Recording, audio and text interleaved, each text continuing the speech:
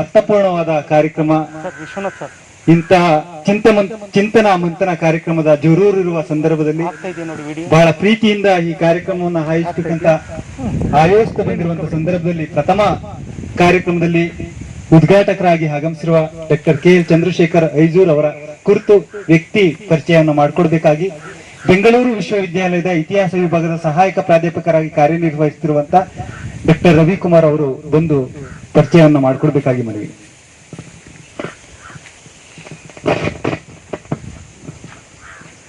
ಭಾರತ ಸಂವಿಧಾನ ಬಳಗದಲ್ಲಿ ಆಯೋಜಿಸಿರ್ತಕ್ಕಂಥ ಪ್ರಥಮ ಚಿಂತನ ಮಂಥನ ಕಾರ್ಯಕ್ರಮಕ್ಕೆ ಉದ್ಘಾಟಕರಾಗಿ ಆಗಮಿಸಿರ್ತಕ್ಕಂಥ ಡಾಕ್ಟರ್ KL ಚಂದ್ರಶೇಖರ್ ಅವರು ಮೂಲತಃ ನನ್ನ ಆತ್ಮೀಯರು. ಬೆಂಗಳೂರು ವಿಶ್ವವಿದ್ಯಾಲಯದಲ್ಲಿ ಇಬ್ಬರು ಜೊತೆಗೆ PhD ಮಾಡ್ತಾ ಇದ್ದಂಥವರು. ಬಹಳ ಸೌಮ್ಯ ಸ್ವಭಾವದವರಾಗಿದ್ದರು. ಪ್ರಗತಿಪರ ಚಿಂತಕರು ದೇವನೂರು ಮಹಾದೇವ, ಗೌರಿ ಲಂಕೇಶ್ ಇನ್ನಿತರ ಹಲವಾರು ಪ್ರಗತಿಪರ ಚಿಂತಕರ ಜೊತೆ ಸಾಹಿತ್ಯ ಕೃಷಿಯಲ್ಲಿ ತೊಡಗಿಸಿಕೊಂಡು ತಮ್ಮನ್ನ ತಾವು ಬೌದ್ಧಿಕ ಚಳುವಳಿಯಲ್ಲಿ ತೊಡಗಿಸಿಕೊಂಡಿರ್ತಕ್ಕಂಥವರು. ಸಂವಾದ, ವಾರ್ತಾ ಭಾರತಿ, ಪ್ರಜಾವಾಣಿ ಅನೇಕ ಪತ್ರಿಕೆಗಳಲ್ಲಿ ಬಾಬಾ ಸಾಹೇಬ್ ಅಂಬೇಡ್ಕರ್ ಅವರು ಮತ್ತೆ ಸಮುದಾಯವನ್ನ ಕುರಿತು ಅನೇಕ ಲೇಖನಗಳನ್ನ ಅವರು ಪ್ರಕಟಣೆಯನ್ನ ಮಾಡಿರ್ತಾರೆ. ಬೆಂಗಳೂರು ವಿಶ್ವವಿದ್ಯಾಲಯದ ಕಾನೂನು ವಿಭಾಗದಲ್ಲಿ ಇವರು PhD ಪದವಿಯನ್ನ ಪಡೆದು ಪ್ರಸ್ತುತ ಮೈಸೂರಿನ ವಿದ್ಯಾವರ್ಧಕ ಕಾನೂನು ಕಾಲೇಜಿನಲ್ಲಿ ಇತ್ತೀಚೆಗಷ್ಟೇ ಸಹಾಯಕ ಪ್ರಾಧ್ಯಾಪಕರಾಗಿ ಇವರು ಆಯ್ಕೆಯಾಗಿರ್ತಾರೆ. ಮೂಲತಃ ನಮ್ಮ ಚನ್ನಪಟ್ಟಣ ತಾಲೂಕಿನ ಕುಂತೂರು ದೊಡ್ಡಿ ಇವರ ತಾಯಿಯ ಊರು. ಮತ್ತೆ ಐಜೂರಿನಲ್ಲಿ ಇವರು ಹೆಚ್ಚು ಕಾಲವನ್ನ ಕಳೆದಿದ್ರಿಂದ ಇವರಿಗೆ ನಮ್ಮ ವಿಶ್ವವಿದ್ಯಾಲಯದಲ್ಲೂ ಸಹ ಐಜೂರು ಅಂತಲೇ ನಾವು ಇವ್ರನ್ನೆಲ್ಲ ಬಹಳ ಪ್ರೀತಿಯಿಂದ ಕರಿತಾ ಇದ್ವು. ಹಾಗಾಗಿ ಶ್ರೀಯುತರಾದಂತ ಡಾಕ್ಟರ್ KL ಚಂದ್ರಶೇಖರ್ ಅವರು ನಮ್ಮ ಆತ್ಮೀಯರು, ಒಡನಾಡಿಗಳು ಮತ್ತೆ ಪ್ರಗತಿಪರ ಚಿಂತಕರು. ಅವರಿಗೆ ಮತ್ತೊಂದು ಸಾರಿ ಈ ಕಾರ್ಯಕ್ರಮದ ಪರವಾಗಿ ನಾನು ಸ್ವಾಗತವನ್ನ ಬಯಸ್ತೇನೆ. ಉದ್ಘಾಟಕರಾಗಿ ಆಗಮಿಸಿರುವಂತಹ ಡಾಕ್ಟರ್ KL ಚಂದ್ರಶೇಖರ್ ಐಜೂರ್ ಅವರ ವ್ಯಕ್ತಿ ಪರಿಚಯವನ್ನು ಮಾಡಿಕೊಟ್ಟಂತ ಬೆಂಗಳೂರು ವಿಶ್ವವಿದ್ಯಾಲಯದ ಇತಿಹಾಸ ವಿಭಾಗದ ಸಹಾಯಕ ಪ್ರಾಧ್ಯಾಪಕರು ಆಗಿರುವ ಡಾಕ್ಟರ್ ರವಿಕುಮಾರ್ ಅವರಿಗೆ ನಿಮ್ಮೆಲ್ಲರ ಪ್ರೀತಿಯ ಚಪ್ಪಾಳೆಗಳ ಮೂಲಕ ಧನ್ಯವಾದಗಳನ್ನ ಅರ್ಪಿಸ್ತಾ ಕಾರ್ಯಕ್ರಮದ ಮುಖ್ಯ ಘಟ್ಟ ಅದು ದಲಿತ ಹಿಂದುಳಿದವರ ಬದುಕು ಸಂವಿಧಾನಕ್ಕೂ ಮೊದಲು ನಂತರ ಮುಂದೇನು ಅನ್ನುವ ವಿಚಾರವನ್ನು ಕುರಿತು ಮಾತನಾಡಲಿದ್ದಾರೆ.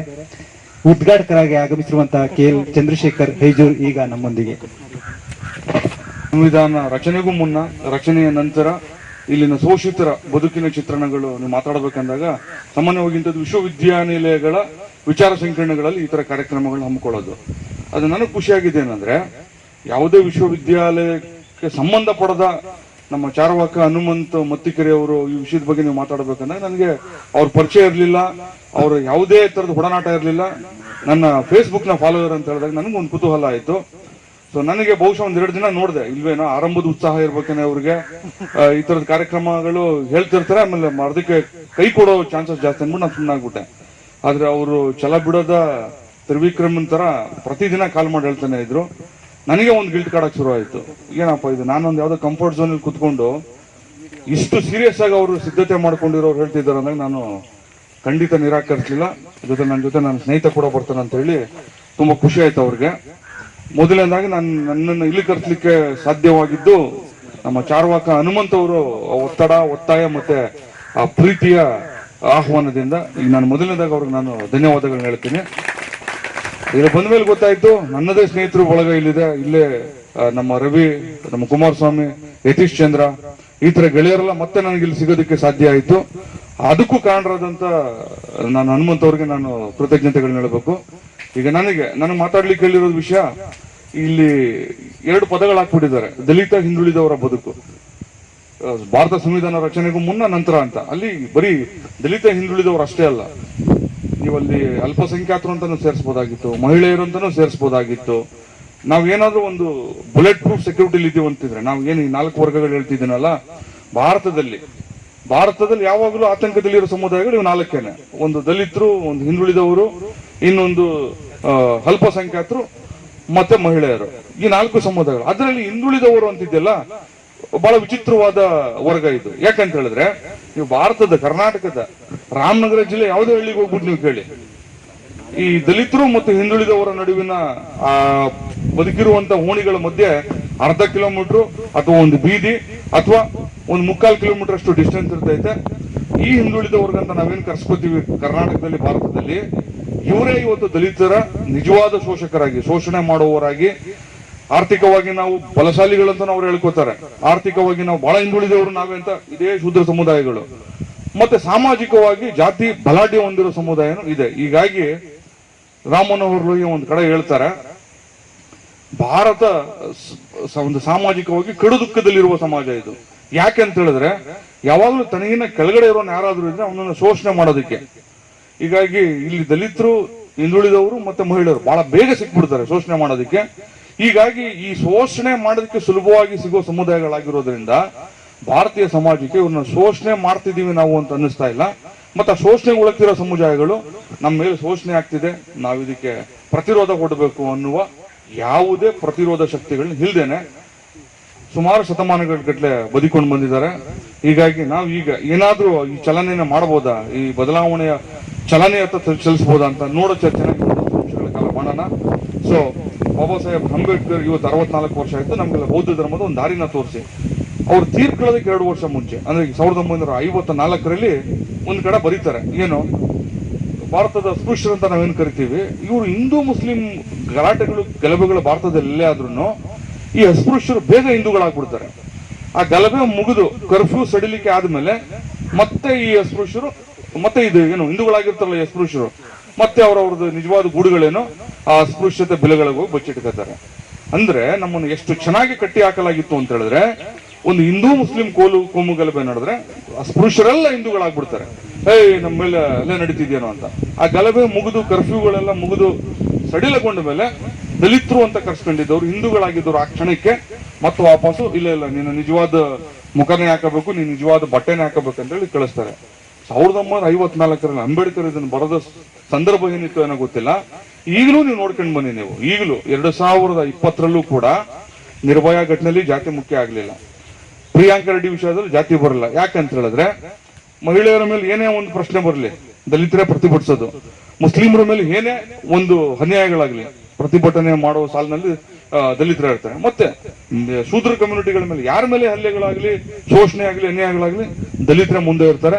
ಆದ್ರೆ ದಲಿತರ ಮೇಲೆ ಏನಾದ್ರೂ ಅತ್ಯಾಚಾರ, ಅನಾಚಾರ, ಅನ್ಯಾಯಗಳಾದ್ರೆ ಮತ್ತೆ ಯಾರೂ ಬರೋದಿಲ್ಲ. ಯಾಕಂದ್ರೆ ಈ ಸಮುದಾಯನೇ ಮುಂದಾಳತ್ವವನ್ನು ವಹಿಸ್ಕೋಬೇಕು. ಹೀಗಾಗಿಯೇ ಅಂಬೇಡ್ಕರ್ ಹೇಳಿದಂತ ನೀನು ಇತಿಹಾಸವನ್ನ ಮರ್ತವರು ಮತ್ತೆ ಇತಿಹಾಸವನ್ನು ಸೃಷ್ಟಿಸಕ್ಕಾಗಲ್ಲ ಅನ್ನೋದು ನಿಜ ಇದು. ಸೊ ಈಗ ಬರೋಣ, ಅಂಬೇಡ್ಕರ್ ಸಂವಿಧಾನ ರಚನೆ ಅಧ್ಯಕ್ಷರಾಗ್ಲಿಕ್ಕೆ ಅವ್ರೇನು ತುಂಬಾ ಖುಷಿಯಾಗಿ ಏನ್ ಕಳಿಸ್ಲಿಲ್ಲ, ತುಂಬಾ ಆತಂಕದಲ್ಲಿ ಅವ್ರನ್ನ ಇಷ್ಟ ಇಲ್ಲದೆ ನಾವ್ ಹೇಳ್ತೀವಲ್ಲ, ಅವ್ರ ಮುಖ ಕಂಡ್ರಾಗಲ್ಲ, ತಲೆ ಕಂಡ್ರಾಗಲ್ಲ ಅನ್ನೋ ತರದ ಸ್ಥಿತಿನಲ್ಲೇ ಅವ್ರನ್ನ ಕಳಿಸ್ತಾರೆ. ಸೊ ಈಗಾಗಲೇ ಅವರು 2 ಬಹಳ ಮುಖ್ಯವಾದಂತ ಥಿಯರಿಗಳನ್ನ ಕಟ್ಕೊಟ್ಟಿರ್ತಾರೆ. ಒಂದು ಅನಿಗಲೇಷನ್ ಆಫ್ ಕಾಸ್ಟ್ ಅಂತ, ಭಾರತದಲ್ಲಿ ಜಾತಿ ವಿನಾಶ, ಮತ್ತು ಬ್ರಿಟಿಷ್ ಭಾರತ ಸರ್ಕಾರ ಇದ್ದಂತ ಸಂದರ್ಭದಲ್ಲಿ ರೂಪಾಯಿ ಸಮಸ್ಯೆ. ಸೊ ಈ 2 ಥೀಸಿಸ್ ಈಗಾಗಲೇ ಭಾರತದಲ್ಲಿ ಬಹಳ ಜನಪ್ರಿಯಗೊಂಡಂತ 2 ಹೊಸ ಮಾದರಿಯ ಥಿಯರಿನ ಕಟ್ಕೊಟ್ಟಿರ್ತಾರೆ. ಸೊ ನಮ್ಮ ಭಾರತ ಇನ್ನೇನು ಸ್ವತಂತ್ರಗೊಂಡ ಸಂದರ್ಭದಲ್ಲಿ ಒಂದು ಹೊಸ ಸಂವಿಧಾನ ರಚನೆ ಆಗ್ಬೇಕು. ಈಗಾಗಲೇ ಸುಮಾರು 7 ದೇಶಗಳಿಗೆ ಸಂವಿಧಾನ ರಚನೆ ಕಟ್ಟುವಿಕೆಯ ಪ್ರಕ್ರಿಯೆಯಲ್ಲಿ ಐವರ್ ಜೆನ್ನಿಂಗ್ಸ್ ಬಹಳ ದೊಡ್ಡ ಸ್ಕಾಲರ್, ಈ ಸ್ಕಾಲರ್ ಹತ್ರ ಹೋಗ್ತಾರೆ. ನೆಹರು ಒಂದು ತಂಡನ ಕರ್ಕೊಂಡು ಹೋಗಿ ಐವರ್ ಜೆನ್ನಿಂಗ್ಸ್ಗೆ, ಸರ್ ನಿಮ್ಮ ಸ್ಕಾಲರ್ಶಿಪ್ ನಮ್ಗೆ ಬೇಕಾಗಿದೆ, ನಿಮ್ಮ ಏನು ಈ ಬಹುಶಃ 7 ದೇಶಗಳಿಗೆ ನೀವು ಕಟ್ಕೊಂಡ ಸಂವಿಧಾನದ ಬೇರೆ ಬೇರೆ ಸಂದರ್ಭಗಳ ಭಾಗಗಳನ್ನ ನಾವು ಓದಿದೀವಿ, ಭಾರತ ಸಂವಿಧಾನ ರಚನೆಗೂ ನೀವೇ ಮುಂದಾಳತ್ವವನ್ನು ವಹಿಸಿಕೊಂಡು ನಮ್ಮ ಸಂವಿಧಾನವನ್ನ ಕಟ್ಕೊಡ್ಬೇಕಂತ ಹೇಳ್ತಾರೆ. ಐವರ್ ಜನಿಗೆ ತುಂಬಾ ಶಾಕ್ ಆಗುತ್ತೆ. ಯಾಕಂತ ಹೇಳಿದ್ರೆ ಏನಪ್ಪ ಇದು, ನಿಮ್ಮ ದೇಶದ ಸಮಸ್ಯೆನ ಇಟ್ಕೊಂಡು 2 ಬಹಳ ದೊಡ್ಡ ಥಿಯರಿ ಕಟ್ಟಿರುವಂತ ಅಂಬೇಡ್ಕರ್ ಅಲ್ಲೇ ಇದ್ದಾರೆ. Caste, origin of cost, evolution of cost, annihilation of cost, ಜಾತಿಯ ಹುಟ್ಟು, ಅದರ ಬೆಳವಣಿಗೆ, ಅದರ ಬೇರೆ ಬೇರೆ ಪ್ರಕ್ರಿಯೆಗಳು, ಮತ್ತೆ ಅದರ ನಾಶದ ಕುರಿತು, ಮತ್ತೆ ಭಾರತದ ಬಹಳ ದೊಡ್ಡ ಆರ್ಥಿಕ ಥಿಯರಿನ ಕಟ್ಕೊಟ್ರು ರೂಪಾಯಿ ಸಮಸ್ಯೆ ಕುರಿತು. ನಿಮ್ಮ ದೇಶದ ಸಮಸ್ಯೆ ಅಲ್ಲಿದ್ದೇ ಕಟ್ಟಿಕೊಟ್ಟು ಅದಕ್ಕೆ ಸಮಸ್ಯೆಗೆ ಪರಿಹಾರವನ್ನು ಕಟ್ಕೊಟ್ಟಿರೋ ವ್ಯಕ್ತಿನ ನಿಮ್ಮ ಸಂವಿಧಾನ ರಚನೆಗೆ ಬಳಸ್ಕೊಳ್ಳೋದು ಬಿಟ್ಟು ಇಷ್ಟು ದೂರ ಬಂದಿದ್ದೀರಲ್ಲಪ್ಪ ನೀವು ಅಂತೇಳಿ ಬಹುಶಃ ನೆಹರಿಗೆ ಗೊತ್ತಿಲ್ಲದ ಇನ್ನೊಂದು ಸತ್ಯನ ಹೇಳ್ತಾರೆ. ಆಗ ನೆಹರು ಒಂದ್ ರೀತಿ ಒಲ್ಲದ ಮನಸ್ಸಿಂದ ಬರ್ತಾರೆ, ಗಾಂಧಿ ಮುಂದೆ ಹೇಳ್ತಾರೆ, ಹಿಂಗ ಐವರ್ ಜೆನ್ನಿಂಗ್ಸ್ ಅವರು ಸಂವಿಧಾನ ರಚನೆಗೆ ಅವ್ರು ಬರ್ಲಿಕ್ಕೆ ಒಪ್ಪಲಿಲ್ಲ, ಅದಕ್ಕೆ ಅವರು ಒಂದು ಬೇರೆ ಪರ್ಯಾಯ ಮಾರ್ಗನ ತೋರಿಸ್ಕೊಟ್ರು. ಸೊ ಅದಕ್ಕೆ ಅಂಬೇಡ್ಕರ್ ಹೆಸರು ನಾವು ಸೂಚಿಸ್ತರು ಅಂದ್ರು. ಬಹುಶಃ ಐವರ್ ಜೆನ್ನಿಂಗ್ಸ್ ನಾವು ನೆನ್ಕೋಬೇಕೇನಂದ್ರೆ ಆ ಸಂವಿಧಾನ ರಚನಾ ಆ ದೊಡ್ಡ ವಲಯಕ್ಕೆ ಅಂಬೇಡ್ಕರ್ ಭಾರತೀಯರಿಗೆ ಯಾರಿಗೂ ಅಷ್ಟು ಆಸಕ್ತಿ ಇರಲಿಲ್ಲ. Ivor Jennings ಬರ್ಬೇಕಾಯ್ತು. ಆಗ ಗಾಂಧಿ ಐವರ್ ಜೆನ್ನಿಂಗ್ಸ್ ಮಾತಿಗೆ ಅನುಮೋದನೆ ಕೊಟ್ಟು ಬರ್ತಾರೆ ಅಂಬೇಡ್ಕರ್. ಅದೆಲ್ಲ ಇತಿಹಾಸ. ಆಮೇಲೆ ಅಲ್ಲಿ ಬಂದಾದ್ಮೇಲೆ ಆದ್ರೂ ಏನು ಖುಷಿಯಾಗಿ ಅವ್ರನ್ನ ಒಪ್ಕೊಂಡ್ರ? ಇಲ್ಲ. ಕೆಲವ್ರಿಗಂತೂ ಅಂಬೇಡ್ಕರ್ ಹೆಸರು ಕಂಡ್ರೆ ಆಗ್ತಿರ್ಲಿಲ್ಲ, ರಜದ ಮೇಲೆ ಹೋದ್ರು. ಕೆಲವ್ರಿಗೆ ಅಂಬೇಡ್ಕರ್ ಆ ಪೀಠದಲ್ಲಿ ಅಧ್ಯಕ್ಷರಾಗಿರೋದು ಇಷ್ಟ ಇಲ್ಲ, ಅವ್ರು ಹೋದ್ರು. ಇನ್ ಕೆಲವರು ಮಗಳು ಮದುವೆ, ಕೆಲವರು ನಮ್ ದೈಹಿಕ ಆರೋಗ್ಯ ಸರಿ ಇಲ್ಲ, ಮತ್ತೆ ಫಾರಿನ್ಗೆ ಹೋಗ್ತಾ ಇದೀವಿ. ಇಷ್ಟೆಲ್ಲಾ ಕಾರಣಗಳನ್ನ ಇಟ್ಕೊಂಡು ಅಂಬೇಡ್ಕರ್ ಬಹುಶಃ ಅದ್ರಲ್ಲಿ ಯಶಸ್ವಿ ಆಗ್ಬಾರ್ದು, ಸಂವಿಧಾನ ರಚನೆ ತುಂಬಾ ಡಿಲೇ ಆಗಿ ಅಥವಾ ಇನ್ನೊಬ್ರು ಯಾರ ಕೈಗಾಗ್ಲೂ ಹೋಗಿ ಅನ್ನುವ ಮನಸ್ಥಿತಿ ಆ ಇಡೀ ಸದಸ್ಯ ಏನು ಆ ಪ್ಯಾನಲ್ ಅಲ್ಲಿ ಏನಿತ್ತು ಎಲ್ಲರೂ ಮನಸ್ಥಿತಿ ಆ ರೀತಿ ಇತ್ತು. ಬಟ್ ಫಾರ್ಚುನೇಟ್ಲಿ ತುಂಬಾ ಏನು ಒಂದು ಸಂದರ್ಭ ಹೇಗಿತ್ತು ಅಂತ ಹೇಳಿದ್ರೆ, BN ರಾವ್ ಅಂತ, ಬೆನಗಲ್ ನರಸಿಂಗರಾವ್, ಅವರು ಅಂಬೇಡ್ಕರ್ಗೆ ರಿಸರ್ಚ್ ಅಸಿಸ್ಟೆಂಟ್ ಆಗಿರ್ತಾರೆ. ಇಡೀ ಸಂವಿಧಾನ ರಚನೆಗೆ ಅವರು ಬೇಕಾದಂತ ಕಾಯ್ದೆಗೆ ನಾವೇನು ಯಾರಿಗಾದ್ರೂ ಸ್ಟೂಡೆಂಟ್ಗಳನ್ನ ಹೋಗಿ ಜೆರಾಕ್ಸ್ ಮಾಡಿಸ್ಕೊಂಬ, ಈ ಲೈಬ್ರರಿ ಹೋಗಿ ಬುಕ್ ತಗೊಂಡ್ಬಾ ಅನ್ನುವ ತರ ಅವ್ರಿಗೆ ಬಹಳ ಪ್ರಕಾರವಾಗಿ ಸಿಕ್ಕಿದ್ದು BN ರಾವ್ ಅವರು. ಅವ್ರಿಗೆ ಗೊತ್ತಾಯ್ತು ನನ್ನ ತಲೆ ಕಂಡ್ರಾಗಲ್ಲ, ಒಂದ್ ರೀತಿ ಶತ್ರುಗಳ ಪಾಳಯದಲ್ಲಿ ಹೋಗಿ ನಾವೇನಾದ್ರೂ ನಮ್ಮ ಆಟನ ಆಡಬೇಕು ಅಂದಾಗ ಹೆಂಗಿರ್ತದೆ ನೀವು ಊಹಿಸಿ ನೋಡಿ. ಯಾಕಂದ್ರೆ ಸಿಸ್ಟಮ್ ನಮ್ ಪರವಾಗಿಲ್ಲ, ಕೂತಿರೋ ನಮ್ ಪರವಾಗಿಲ್ಲ, ಇಡೀ ವ್ಯವಸ್ಥೆ ನಮ್ ವಿರುದ್ಧ ಇರಬೇಕಾದ್ರೆ ನಮಗಾಗ್ಬೇಕಾದ ಕೆಲಸ ಮಾಡ್ಕೋಬೇಕಂದಾಗ ಪರಿಸ್ಥಿತಿ ಹೇಗಿರ್ತೈತೆ. ಅಂಬೇಡ್ಕರ್ ಇದನ್ನು ಅವಲೋಕಿಸ್ತಾರೆ. ಆಗ BN ರಾವ್ ಅವ್ರನ್ನ ಹಿಡ್ಕೊಂಡು ಅವ್ರಿಗೆ ಬೇಕಾದಂತ ದಾಖಲೆಗಳನ್ನ ಯಾವ್ದು ಕಳಿಸ್ತಾರೆ, ಲಂಡನ್ ಲೈಬ್ರರಿಗೂ ಕಳಿಸ್ತಾರೆ, ಕೋಲ್ಕತ್ತಾ ಲೈಬ್ರರಿಗೂ ಕಳಿಸ್ತಾರೆ, ಮತ್ತೆ ಅವ್ರಿಗೆ ಬೇಕಾದಂತ ಗೆಜೆಟ್ ಅದು ಇದು ಪ್ರತಿಗಳನ್ನೆಲ್ಲ BN ರಾವ್ ಅವರು ಮಾರ್ಕ್ ಮಾಡ್ಕೊಡ್ತಾರೆ, ಈ ಪೇಜಿಂದ ಈ ಪೇಜ್ ವರೆಗೂ ಜೆರಾಕ್ಸ್ಬೇಕು ಅಂತೇಳಿ. ಹೀಗಾಗಿ ನೀವು ನೋಡ್ಬೇಕು, ಬಹುಶಃ ಈ ಯಾವುದೇ ಟೈಪಿಂಗು, ಯಾವುದೇ ಕಂಪ್ಯೂಟರ್, DTP ಯಾವ ವ್ಯವಸ್ಥೆನೂ ಇಲ್ಲದೆ ಮ್ಯಾನ್ಯುಯಲ್ ಆಗಿ ಮನುಷ್ಯ ಖುದ್ದು ಓಡಾಡಿ ತರಿಸ್ಕೋಬೇಕಾದಂತ ದಾಖಲೆಗಳನ್ನ. ಆಮೇಲೆ ಎಷ್ಟು ವಿಚಿತ್ರ ಆಯ್ತು ಅಂತ ಸಂದರ್ಭ, ಆಗ ಹಿಂದೂ ಕೋಡ್ ಬಿಲ್ ರಚನೆ ಕೈ ಹಾಕಿದ್ರೆ ಸಾಮಾನ್ಯವಾಗಿ ಹೆಣ್ಣಿನ ವಿಮೋಚನೆಗೆ ಯಾರಾದ್ರೂ ಹೋರಾಟ ಮಾಡ್ತಾವ್ರಂದ್ರೆ ಈ ಕಾಲಘಟ್ಟದಲ್ಲಿ ಅವ್ರನ್ನ ಏನು ಬಹಳ ಆರಾಧನಾ ಭಾವದಿಂದ ನೋಡೋ ಸಾಧ್ಯತೆಗಳೈತೆ. ಅಲ್ಲಿ ಏನಾಯ್ತು ಅಂತ ಹೇಳಿದ್ರೆ, ಹಿಂದೂ ಕೋಡ್ ಬಿಲ್ಗೆ ಕೈ ಹಾಕಿದ ತಕ್ಷಣ ಅಂಬೇಡ್ಕರ್ ವಿರುದ್ಧನೇ ಮೇಲ್ಜಾತಿ ಮಹಿಳೆಯರು, ಅಕ್ಷರ ಕಲಿತ ಬ್ರಾಹ್ಮಣ ವರ್ಗದ ಮಹಿಳೆಯರು ಬಂದು ಶಾಪ ಹಾಕ್ತಾರೆ. ನೀನು ಮನೆ ಮೂರ್ಖ, ನೀನು ಮನೆ ಹೊಡೆಯೋ ಕೆಲಸ ಮಾಡ್ತಾ ಇದೀಯಾ.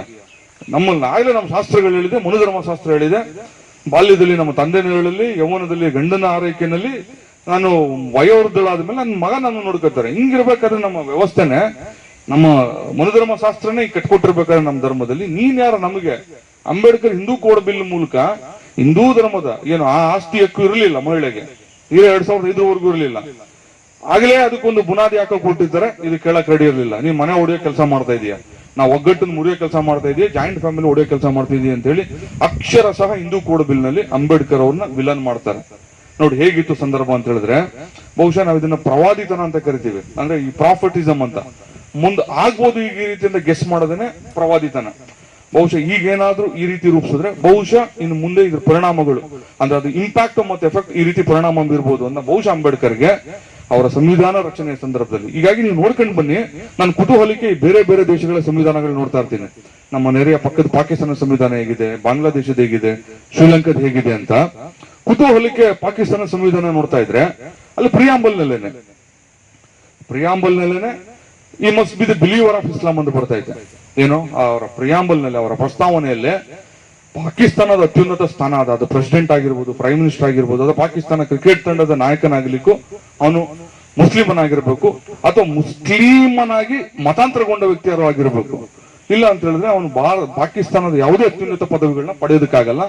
ಹೀಗಾಗಿ ಅಲ್ಲಿ ಧಾರ್ಮಿಕ ಆಧಾರದ ಮೇಲೆ ಸೃಷ್ಟಿಯಾಗಿರುವಂತಹ ಸಂವಿಧಾನದಲ್ಲಿ ಈ ಸಮಾನತೆಗೆ, ಈ ಸೆಕ್ಯುಲರಿಸಂಗೆ, ಡೆಮಾಕ್ರಸಿಗಳಿಗೆ ಅಂತ ಜಾಗ ಇರಲ್ಲ. ನೀವು ಇಂಡಿಯಾಗೆ ಬನ್ನಿ, ನೀವು ಭಾರತಕ್ಕೆ ಬನ್ನಿ, ನೀವು ಪ್ರಸ್ತಾವನೆ ಕೈಗೆ ಎತ್ಕೊಂಡ ತಕ್ಷಣ ನಿಮ್ಗೆ ಅಲ್ಲಿ ಪದಗಳು ಎಂತವು ಕಾಣಿಸ್ತಾವ ಗೊತ್ತಾ? Liberty, fraternity, secularism, Republican, democratic, ಆಮೇಲೆ ಸೋಷಲಿಸ್ಟ್, ಎಕನಾಮಿಕ್, ಈ ತರ ಪದ ನಿಮ್ಗೆ ಇಡೀ ಸಂವಿಧಾನದ ಪ್ರಸ್ತಾವನೆಯಲ್ಲಿ ನಿಮಗೆ ಸಮಾನತೆ, ಸೋದರತೆ, ಭ್ರಾತೃತ್ವ, ಮತ್ತೆ ಜಾತ್ಯತೀತತೆ, ಇಂಥ ಪದಗಳು ಕಾಣಿಸ್ತವೆ. ಮತ್ತೆ ಏನ್ ಸರ್ ಇದು ತುಂಬಾ ಸರಳವಾಗಿ ಅನಿಸ್ಬೋದು ನಿಮಗೆ. ಆ ಒಂದೊಂದು ಪದವನ್ನ ಅಂಬೇಡ್ಕರ್ ಎಲ್ಲೆಲ್ಲಿಂದ ತಂದಿದ್ದಾರೆ ಅಂತ ಹೇಳಿದ್ರೆ ನಿಮಗೆ ಒಂದು ಪದ ರಷ್ಯಾದಿಂದ, ಇನ್ನೊಂದು ಪದ ಇನ್ನೊಂದು ದೇಶದಿಂದ, ಇನ್ಯಾವುದೋ ಮೆಕ್ಸಿಕನ್ ದೇಶದಿಂದ, ಈ ರೀತಿ ತಂದು ಆ ಒಂದೊಂದು ಪದಗಳನ್ನ ಭಾರತ ಸಂವಿಧಾನ ಕಟ್ಟಲಿಕ್ಕೆ ನೆರವಾದ್ರು. ಅಂದ್ರೆ ಇಲ್ಲಿ ಏನಿರ್ಲಿಲ್ವೋ ಅದನ್ನ ಬೇರೆ ಕಡೆಯಿಂದ ಕಡ ತಂದ್ರು ಅಂತ ಅರ್ಥ. ಅಂದ್ರೆ ಸಮಾನತೆ ಇರಲಿಲ್ಲ. ಸಮಾನತೆ ಇರಲಿಲ್ಲ ಅಂದ್ರೆ ಬೆಳಿಗ್ಗೆಯಿಂದ ಸಂಜೆವರೆಗೂ ದುಡಿಸ್ಕೊಂಡು ಒಬ್ಬ ವ್ಯಕ್ತಿನ ಸಂಜೆ ಅವನ ಕೂಲಿ ಕೆಲಸ ಮುಗಿಸೋದ್ಮೇಲೆ ಒಂದು ಸೇರೋ ಪಾವೋ ಚಟಾಕೆಲ್ಲ ಕಾಳು ಕಡ್ಡಿನ ಕೊಟ್ಟು ಕಳಿಸೋ ವ್ಯವಸ್ಥೆ ಇತ್ತು. ಸೊ ಅದು ತಪ್ಪು ಅಂತ ಹೇಳಲಿಕ್ಕೆ ಬ್ರಿಟಿಷರ ಬರ್ಬೇಕಾಯ್ತು. ಅದು ತಪ್ಪು, ಈ ರೀತಿ ಅಲ್ಲ. ಒಬ್ಬ ವ್ಯಕ್ತಿ ಬೆಳಗ್ಗೆಯಿಂದ ಸಂಜೆವರೆಗೂ ದುಡಿಸ್ಕೊಂಡ್ರೆ ಅದನ್ನ ಶ್ರಮ ಅಂತ ಕರೀತಾರೆ. ಆ ಶ್ರಮಕ್ಕೆ ಬೆಲೆ ಕಟ್ಕೊಡ್ಬೇಕು ಅಂತ. ಸೊ ಈ ಸಂವಿಧಾನವೋ ಬ್ರಿಟಿಷರು ಬಂದು ಲೇಬರ್ ಲಾಗಳು ಬರಲಿಲ್ಲ ಅಂತ ಹೇಳಿದ್ರೆ ಈಗಲೂ ಬೆಳಗ್ಗೆಯಿಂದ ಸಂಜೆವರೆಗೂ ದುಡಿಸ್ಕೊಂಡು ಅವನಿಗೊಂದು ಲೋಟ ಮಜ್ಜಿಗೆ ಕೊಟ್ಟು ಅವನ ಕೈ ತುಂಬಾ ಒಂದಷ್ಟು ಕಡಲೆಪುರಿ ಕೊಟ್ಟು ನಿನ್ನ ಕೆಲ್ಸಕ್ಕೆ ಇವತ್ತಿದ್ದು ಅಂತ ಜನನು ಬಹಳ ಖುಷಿಯಾಗಿ ತಗೊಂಡ್ ಬಂದ್ಬಿಡೋರು. ಮೇಲ್ವರ್ಗದವ್ರು ನಮ್ಗೆ ಕಡಲೆಪುರಿ ಕೊಟ್ರು ಅಂತ. ಈ ವ್ಯವಸ್ಥೆಗೆ ಬೆಂಕಿ ಬಿದ್ದಿದ್ದೇನೆ ಭಾರತ ಸಂವಿಧಾನ ಬರಲಾಗಿ ಮತ್ತೆ ಬ್ರಿಟಿಷರು ಬರಲಾಗಿ. ಯಾಕಂದ್ರೆ ಬ್ರಿಟಿಷರು ಬಂದ ಮೇಲೆ ಇದು ಉಚ್ಚಾಸ್ಪತ್ರನ್ನ ತರ ಕಂಡಿದ್ದವ್ರಿಗೆ. ಭಾರತ ಎಲ್ಲೂ ನಿಮಗೆ ಒಂದು ಆರೋಗ್ಯಕರ ದೇಶವಾಗಿ ಕಂಡಿರ್ಲಿಲ್ಲ. ಯಾಕಂತ ಹೇಳಿದ್ರೆ ಬಹಳ ಮುಖ್ಯವಾಗಿ ಮುಟ್ಟಿಸಿಕೊಳ್ಳದಿರುವ ಕಾಯಿಲೆಯಿಂದ ಈ ದೇಶ ನರಳ್ತಾ ಇತ್ತು, ಇವತ್ತಿಗೂ ನರಳ್ತಾ ಇದೆ. ಈಗ ನಾನು ಬೆಳಗ್ಗೆ ಬರ್ಬೇಕಾದ್ರೆ ಓದ್ತಾ ಇದ್ದೆ, ಎಷ್ಟು ಅದ್ಭುತವಾಗಿ ಎನ್ ಎಸ್ ಶಂಕರ್ ಅವರು ಮತಾಂತರದ ಕುರಿತು ಬರೀತಾರ. ಅವರು ನೋಡಿ, ಯೇಸು ಕ್ರಿಸ್ತ ಮತ್ತೆ ಬುದ್ಧರ ಬದುಕಲಿ ಎರಡು ಘಟನೆ ಬರ್ತದೆ. ಅವರು ರೋಗಿಗಳನ್ನ ಮುಟ್ಟು ಮಾತಾಡಿಸ್ತಾ ಇದ್ರು. ಯಾರೋ ಪ್ರೀತಿ ಮುಟ್ಟೋ ವಿಚಾರದಲ್ಲಿ ಈ ಪ್ರೀತಿಯಿಂದ ಮುಟ್ಟುವಂಥದ್ದು, ಆರೈಕೆ ಕಾರಣಕ್ಕೆ ಮುಟ್ಟುವಂಥದ್ದು. ಯಾವುದೇ ರೋಗಿಗೆ ನನ್ನನ್ನು ಯಾರಾದ್ರೂ ಮುಟ್ಟು ಆರೈಕೆ ಮಾಡ್ತಿದ್ದಾರೆ ಅನ್ನೋದೇ ಅವನಿಗೊಂದು ದೊಡ್ಡ ಉತ್ಸಾಹನ ಅಥವಾ ಅವನು ಬೇಗ ಆರೋಗ್ಯವಂತನಾಗ್ಲಿಕ್ಕೆ ಕಾರಣ ಆಗುತ್ತೆ. ನಮ್ಗೆ ಬುದ್ಧನ ಕಥೆಯಲ್ಲಿ, ನಿಮಗೆ ಯೇಸುವಿನ ಕಥೆಯಲ್ಲಿ ನೋಡಿ, ಇವರಿಬ್ರು ಬುದ್ಧ ಮತ್ತೆ ಯೇಸುವಿನ ಯಾವುದೇ ಬದುಕು ನೋಡಿ, ಬಹುಶಃ ದೇವ್ರು ಅಂದ್ರೆ ಹಿಂಗಿರ್ಬೇಕೇನೋ ಅಂತ ಅನಿಸ್ತಾ ಇರ್ತೈತೆ. ಯಾವುದೇ ತರದ ಆಯುಧಗಳು ಇಟ್ಕೊಂಡಿರೋದು, ಇನ್ಯಾನೋ ಕೆಕ್ಕಸ್ಕೊಂಡು ನೋಡ್ತಿರೋದು, ಅವ್ರ ಹಿಂದೆ ಮುಂದೆ ಇನ್ನೇನೋ ಅಗ್ನಿ ಕುಂಡಗಳು ಉರಿತಿರೋದು ಕಾಣಿಸೋದೇ ಇಲ್ಲ. ಇವರು ಮುಟ್ಟಿ ನೋಡಿ ವ್ಯಕ್ತಿಗಳನ್ನ ಮಾತಾಡ್ತಿದ್ರಲ್ಲ, ಅಲ್ಲೇ ಬಹಳ ಜನರಿಗೆ ಹೊಸ ಚೈತನ್ಯಗಳು ಬರ್ತಿತ್ತಂತೆ. ಬಹುಶಃ ಮುಟ್ಟೋದ್ರ ಮೂಲಕ ಒಂದು ಸ್ಪರ್ಶ, ಇನ್ನೊಂದು ಜೀವಿಯ ಸ್ಪರ್ಶಕ್ಕೆ ತಾಕಿ ಆ ವ್ಯಕ್ತಿ ನನಗೆ ತುಂಬಾ ಬೇಕಾದವನು ಅನ್ಸ್ಲಿಕ್ಕೆ, ತುಂಬಾ ಆತ್ಮೀಯ ಅನಿಸ್ಲಿಕ್ಕೆ. ತನ್ನ 88ನೇ ವಯಸ್ಸಿನಲ್ಲಿ ಬುದ್ಧ ಯಾವುದೋ ಒಂದು ವೃದ್ಧ ಹೆಂಗಸು ಮಾಡಿಕೊಟ್ಟ ಒಂದು ಮಾಂಸದ ತಿನ್ಬೇಕಂದ್ರೆ ಅಷ್ಟದಾಗ್ಲೇ ಅವನಿಗೆ ದೇಹ ಸ್ಪಂದಿಸ್ತಿರಲ್ಲ. ಅದು ತಂದು ಕೊಟ್ಟಂತ ವಯೋವೃದ್ಧಳ ಪ್ರೀತಿ ಕಳ್ಕೋಬಾರ್ದು ಅಂದ್ಬಿಟ್ಟು ತಿಂದು ಕೊನೆ ಹೆಸರು ಹೇಳಿತಾನೆ. ಬಹುಶಃ ಅವನಿಗೆ ಒಂದು ಸ್ಪರ್ಶದ ಇದು ಗೊತ್ತಾಗಿರ್ತೈತೆ. ಮುಂದುವರೆದು ಅದೇ ಎನ್ ಎಸ್ ಶಂಕರ್ ಅವ್ರು ಹೇಳ್ತಾರೆ, ಈ ಮುಟ್ಟುವ ಪರಂಪರಾಗತ ಸ್ಪರ್ಶ ಜ್ಞಾನವನ್ನೇ ಸಿಗದೆ ಈ ದೇಶದ ಬ್ರಾಹ್ಮಣರು, ಈ ದೇಶದ ಮೇಲ್ವರ್ಗದವರು, ಜಡಗೊಂಡ ಚರ್ಮಗಳವ್ರದ್ದು. ಈಗಾಗಲೇ ಮನುಷ್ಯರ ಸ್ಪರ್ಶ ಜ್ಞಾನವನ್ನೇ ಪಡೀಲಿಲ್ಲ ಅವರು. ನಮಗೆ ಮದರ್ ತೆರೇಸಾ ಬರಬೇಕಾಯ್ತು ಇಲ್ಲಿನ ಒಬ್ಬ ಕುಷ್ಠರೋಗಿನ ಮುಟ್ಟೋದಕ್ಕೆ, ಇಲ್ಲಿನ ಒಬ್ಬ ರೋಗ ಪೀಡಿತನ ಮುಟ್ಟೋದು ಅನ್ನೋದನ್ನ ಕಲಿಸ್ಲಿಕ್ಕೆ ಮದರ್ ತೆರೇಸಾ ಬರಬೇಕಾಯ್ತು. ಭಾರತದ ಬ್ರಾಹ್ಮಣ ಸಮುದಾಯ, ಭಾರತದ ಮೇಲ್ವರ್ಗದ ಸಮುದಾಯ ಈ ಮುಟ್ಟುವಿಕೆಯ ಸ್ಪರ್ಶ ಜ್ಞಾನವನ್ನೇ ಕಳ್ಕೊಂಡು ಜಡಗೊಂಡು ಬಿಡ್ತು. ಹೀಗಾಗಿ ಪರಂಪರಾಗತವಾಗಿ ನರಳಿದ ಸಮುದಾಯಗಳೇನಾದ್ರೂ ಇದೆ. ಯಾಕಂದ್ರೆ ಮನುಷ್ಯನ ಸ್ಪರ್ಶ, ನಮಗೆ ಸುಖ ಸ್ಪರ್ಶ ಜ್ಞಾನ ಬೇರೆ ಆಯಾಮಗಳನ್ನ ತಂದುಕೊಡ್ತದೆ, ನಮಗೆ ಕಟ್ಕೊಡುವಂತ ಚೈತನ್ಯನ ಬೇರೆ. ಆದ್ರೆ ಈ ಸಮುದಾಯಗಳು ನೋಡಿ, ಬುದ್ಧ ಬದುಕಿದ ಕಾಲದಲ್ಲಿ ಮುಟ್ತಾ ಇರ್ಲಿಲ್ಲ, ಅಂಬೇಡ್ಕರ್ ಇದ್ದ ಕಾಲದಲ್ಲಿ ಮುಟ್ಟಲಿಲ್ಲ. ಈಗ ನಾವು ಬದುಕ್ತಿರೋ ಕಾಲದಲ್ಲೂ ಎಷ್ಟು ವಿಚಿತ್ರವಾದ ಸಮುದಾಯ ಅಂದ್ರೆ, ಬೀದಿನಲ್ಲಿ ಬಂದು ಸಕ್ಕರೆ ಗೂಡಿಗೆ ಒಂದು ಇರುವೆ ಗೂಡಿಗೆ ಸಕ್ಕರೆ ಹಾಕುವ ಒಬ್ಬ ಬ್ರಾಹ್ಮಣ ಹೆಂಗಸು ಇರುವೆ ಗೂಡಿಗೆ ಸಕ್ಕರೆ ಹಾಕ್ತಾಳೆ. ಅಲ್ಲಿ ಇನ್ಯಾವುದೋ ಒಂದು ದೇವಾಲಯದ ನಾಗರಕಟ್ಟೆಗೆ ಹಾಲು ಹಾಕುವಂತ ಒಂದು ಹೆಂಗಸು ತನ್ನ ಮನೆಗೆ ಅಸ್ಪೃಶ್ಯ ಹೆಂಗಸು ಬಂದ್ರೆ ಸೇರಿಸೋದಿಲ್ಲ. ಒಂದು ಇರುವೆ ಗೂಡಿಗೆ ಸಕ್ಕರೆ ಹಾಕುವ ಹೆಂಗಸಿಗೆ ಅಸ್ಪೃಶ್ಯ ಹೆಣ್ಣನ್ನ ನನ್ನ ಮನೆ ಒಳಗಡೆ ಬಿಟ್ಕೋಬಾರ್ದು ಅನ್ನುವ ಈ ಸಾಫ್ಟ್ವೇರ್ ಹೆಂಗ್ ವರ್ಕ್ ಆಯ್ತು? ಮನುಧರ್ಮಶಾಸ್ತ್ರ ಅವರ ತಲೆಗಳು ಹಿಂಗೆ ಮ್ಯಾನುಫ್ಯಾಕ್ಚರ್ ಆಗಿದೆ, ಹಿಂಗೆ ಬ್ರೈನ್ ಸೆಟ್ ರೆಡಿ ಆಗಿದೆ ಅಂತ ಹೇಳಿದ್ರೆ, ಬಹುಶಃ ನಿಮ್ಗೆ ಖುದ್ದು ಬುದ್ಧನೇ ಬಂದು, ಖುದ್ದು ಜೀಸಸ್ ಕ್ರೈಸ್ಟ್ ಬಂದು ಅವ್ರನ್ನ ಮುಟ್ಟಿ ಏನಾದ್ರೂ ಪವಾಡ ಮಾಡಬಹುದೇನೋ ಅಂತ ಹೇಳಿದ್ರೆ ಬಹುಶಃ ಅಸಾಧ್ಯನೇ. ಹೀಗಾಗಿ ಬರ್ತಾರೆ, ಅಂಬೇಡ್ಕರ್ ಬರ್ತಾ ಇರ್ಬೇಕಾದ್ರೆ ಅವ್ರಿಗೆ, ಯಾಕಂದ್ರೆ ಈ ದೇಶದಲ್ಲಿ ಗೊತ್ತಿರೋ ಈ ಸಮಸ್ಯೆಗಳು ನಮಗೆ ಗೊತ್ತಾಗಿರ್ತೈತೆ. ಇಲ್ಲಿ ಹುಟ್ಟಿ ಬೆಳೆದ ಭಾರತೀಯರಿಗೆ ಈ ರೋಗ ಪೀಡಿತ ಭಾರತೀಯ ಸಾಮಾಜಿಕ ವ್ಯವಸ್ಥೆ ಬಹಳ ಸುಲಭವಾಗಿ ಗೊತ್ತಾಗೋಗುತ್ತೆ. ಹೀಗಾಗಿ ಅವ್ರಿಗೆ ಲಂಡನ್ಗೆ ಹೋದ್ರು, ಅಮೆರಿಕದಲ್ಲಿ ಸ್ಕಾಲರ್ ಆದ್ರೂ ಭಾರತೀಯ ಸಮಾಜದ ಸಮಸ್ಯೆಗಳು ಬಿಟ್ಟು ಏನು ದೂರ ಹೋಗಿರೋದಿಲ್ಲ. ಅವ್ರಿಗೆ ಯಾವಾಗ್ಲೂ ದುಡಿತಾ ಇರ್ತದೆ. ನಿಮಗೆ ಆಶ್ಚರ್ಯ ಆಗ್ಬೋದು, ಅಂಬೇಡ್ಕರ್ ಅವರು 4 ಮಕ್ಕಳನ್ನ ಕಳ್ಕೋತಾರೆ. ಬಹುಶಃ 4 ಮಕ್ಕಳುಗಳು ನಮ್ಗೆ ಆಶ್ಚರ್ಯ ಆಗ್ಬೋದು. ಈಗ ಎಲ್ಲರೂ ಕೂಡ ಪೌಷ್ಟಿಕಾಂಶದ ಕೊರತೆಯಿಂದ, ಬಹುಶಃ ಮನೆಯ ಮುಂದಿನ ಆ ಮೋರಿ ಹರ್ಕೊಂಡು ಹೋಗೋದು, ಅದರಿಂದ ಕಾಯಿಲೆ ಆಗಿ, ಮತ್ತೆ ಸರಿಯಾದಂತ ಒಂದು ಪೌಷ್ಟಿಕಾಂಶದ ಆಹಾರ ಸಿಗದೇನೆ, ಅಥವಾ ಈಗ ನಮಗೆ ಈ ಪಲ್ಸ್ ಪೋಲಿಯೋ ಈ ತರದ್ ಏನೋ ಇಂಥವೆಲ್ಲ ಸಿಗದೆ ಅಂಬೇಡ್ಕರ್ 4 ಜನ ಮಕ್ಕಳನ್ನ ಕಳ್ಕೋತಾರೆ. ಅದ್ರಲ್ಲಿ ಕೊನೆಯ ಮಗು, ಅವ್ರಿಗೆ ಎಷ್ಟು ಆ ಕೊನೆಯ ಮಗುನ ಇದಿರ್ತೈತೆ ಅಂತ ಹೇಳಿದ್ರೆ, 2-3 ಮಕ್ಕಳು ಹುಟ್ಟಾಗ ಅಂಬೇಡ್ಕರ್ ಭಾರತದಲ್ಲಿ ಇರಲ್ಲ. ಆ ಕೊನೆಯ ಮಗು ಹಿಂಗೆ ತುಂಬಾ ಚಟುವಟಿಕೆಯನ್ನು ಅಂಬೇಡ್ಕರ್ಗೆ, ಅವರ ಸಾಮಾನ್ಯವಾಗಿ ಎಂತ ಮನುಷ್ಯ ಕಠಿಣವಾಗಿದ್ರು ಈ ಮಕ್ಕಳ ವಿಚಾರದಲ್ಲಿ ಮೃದುವಾಗಿರ್ತಾನೆ.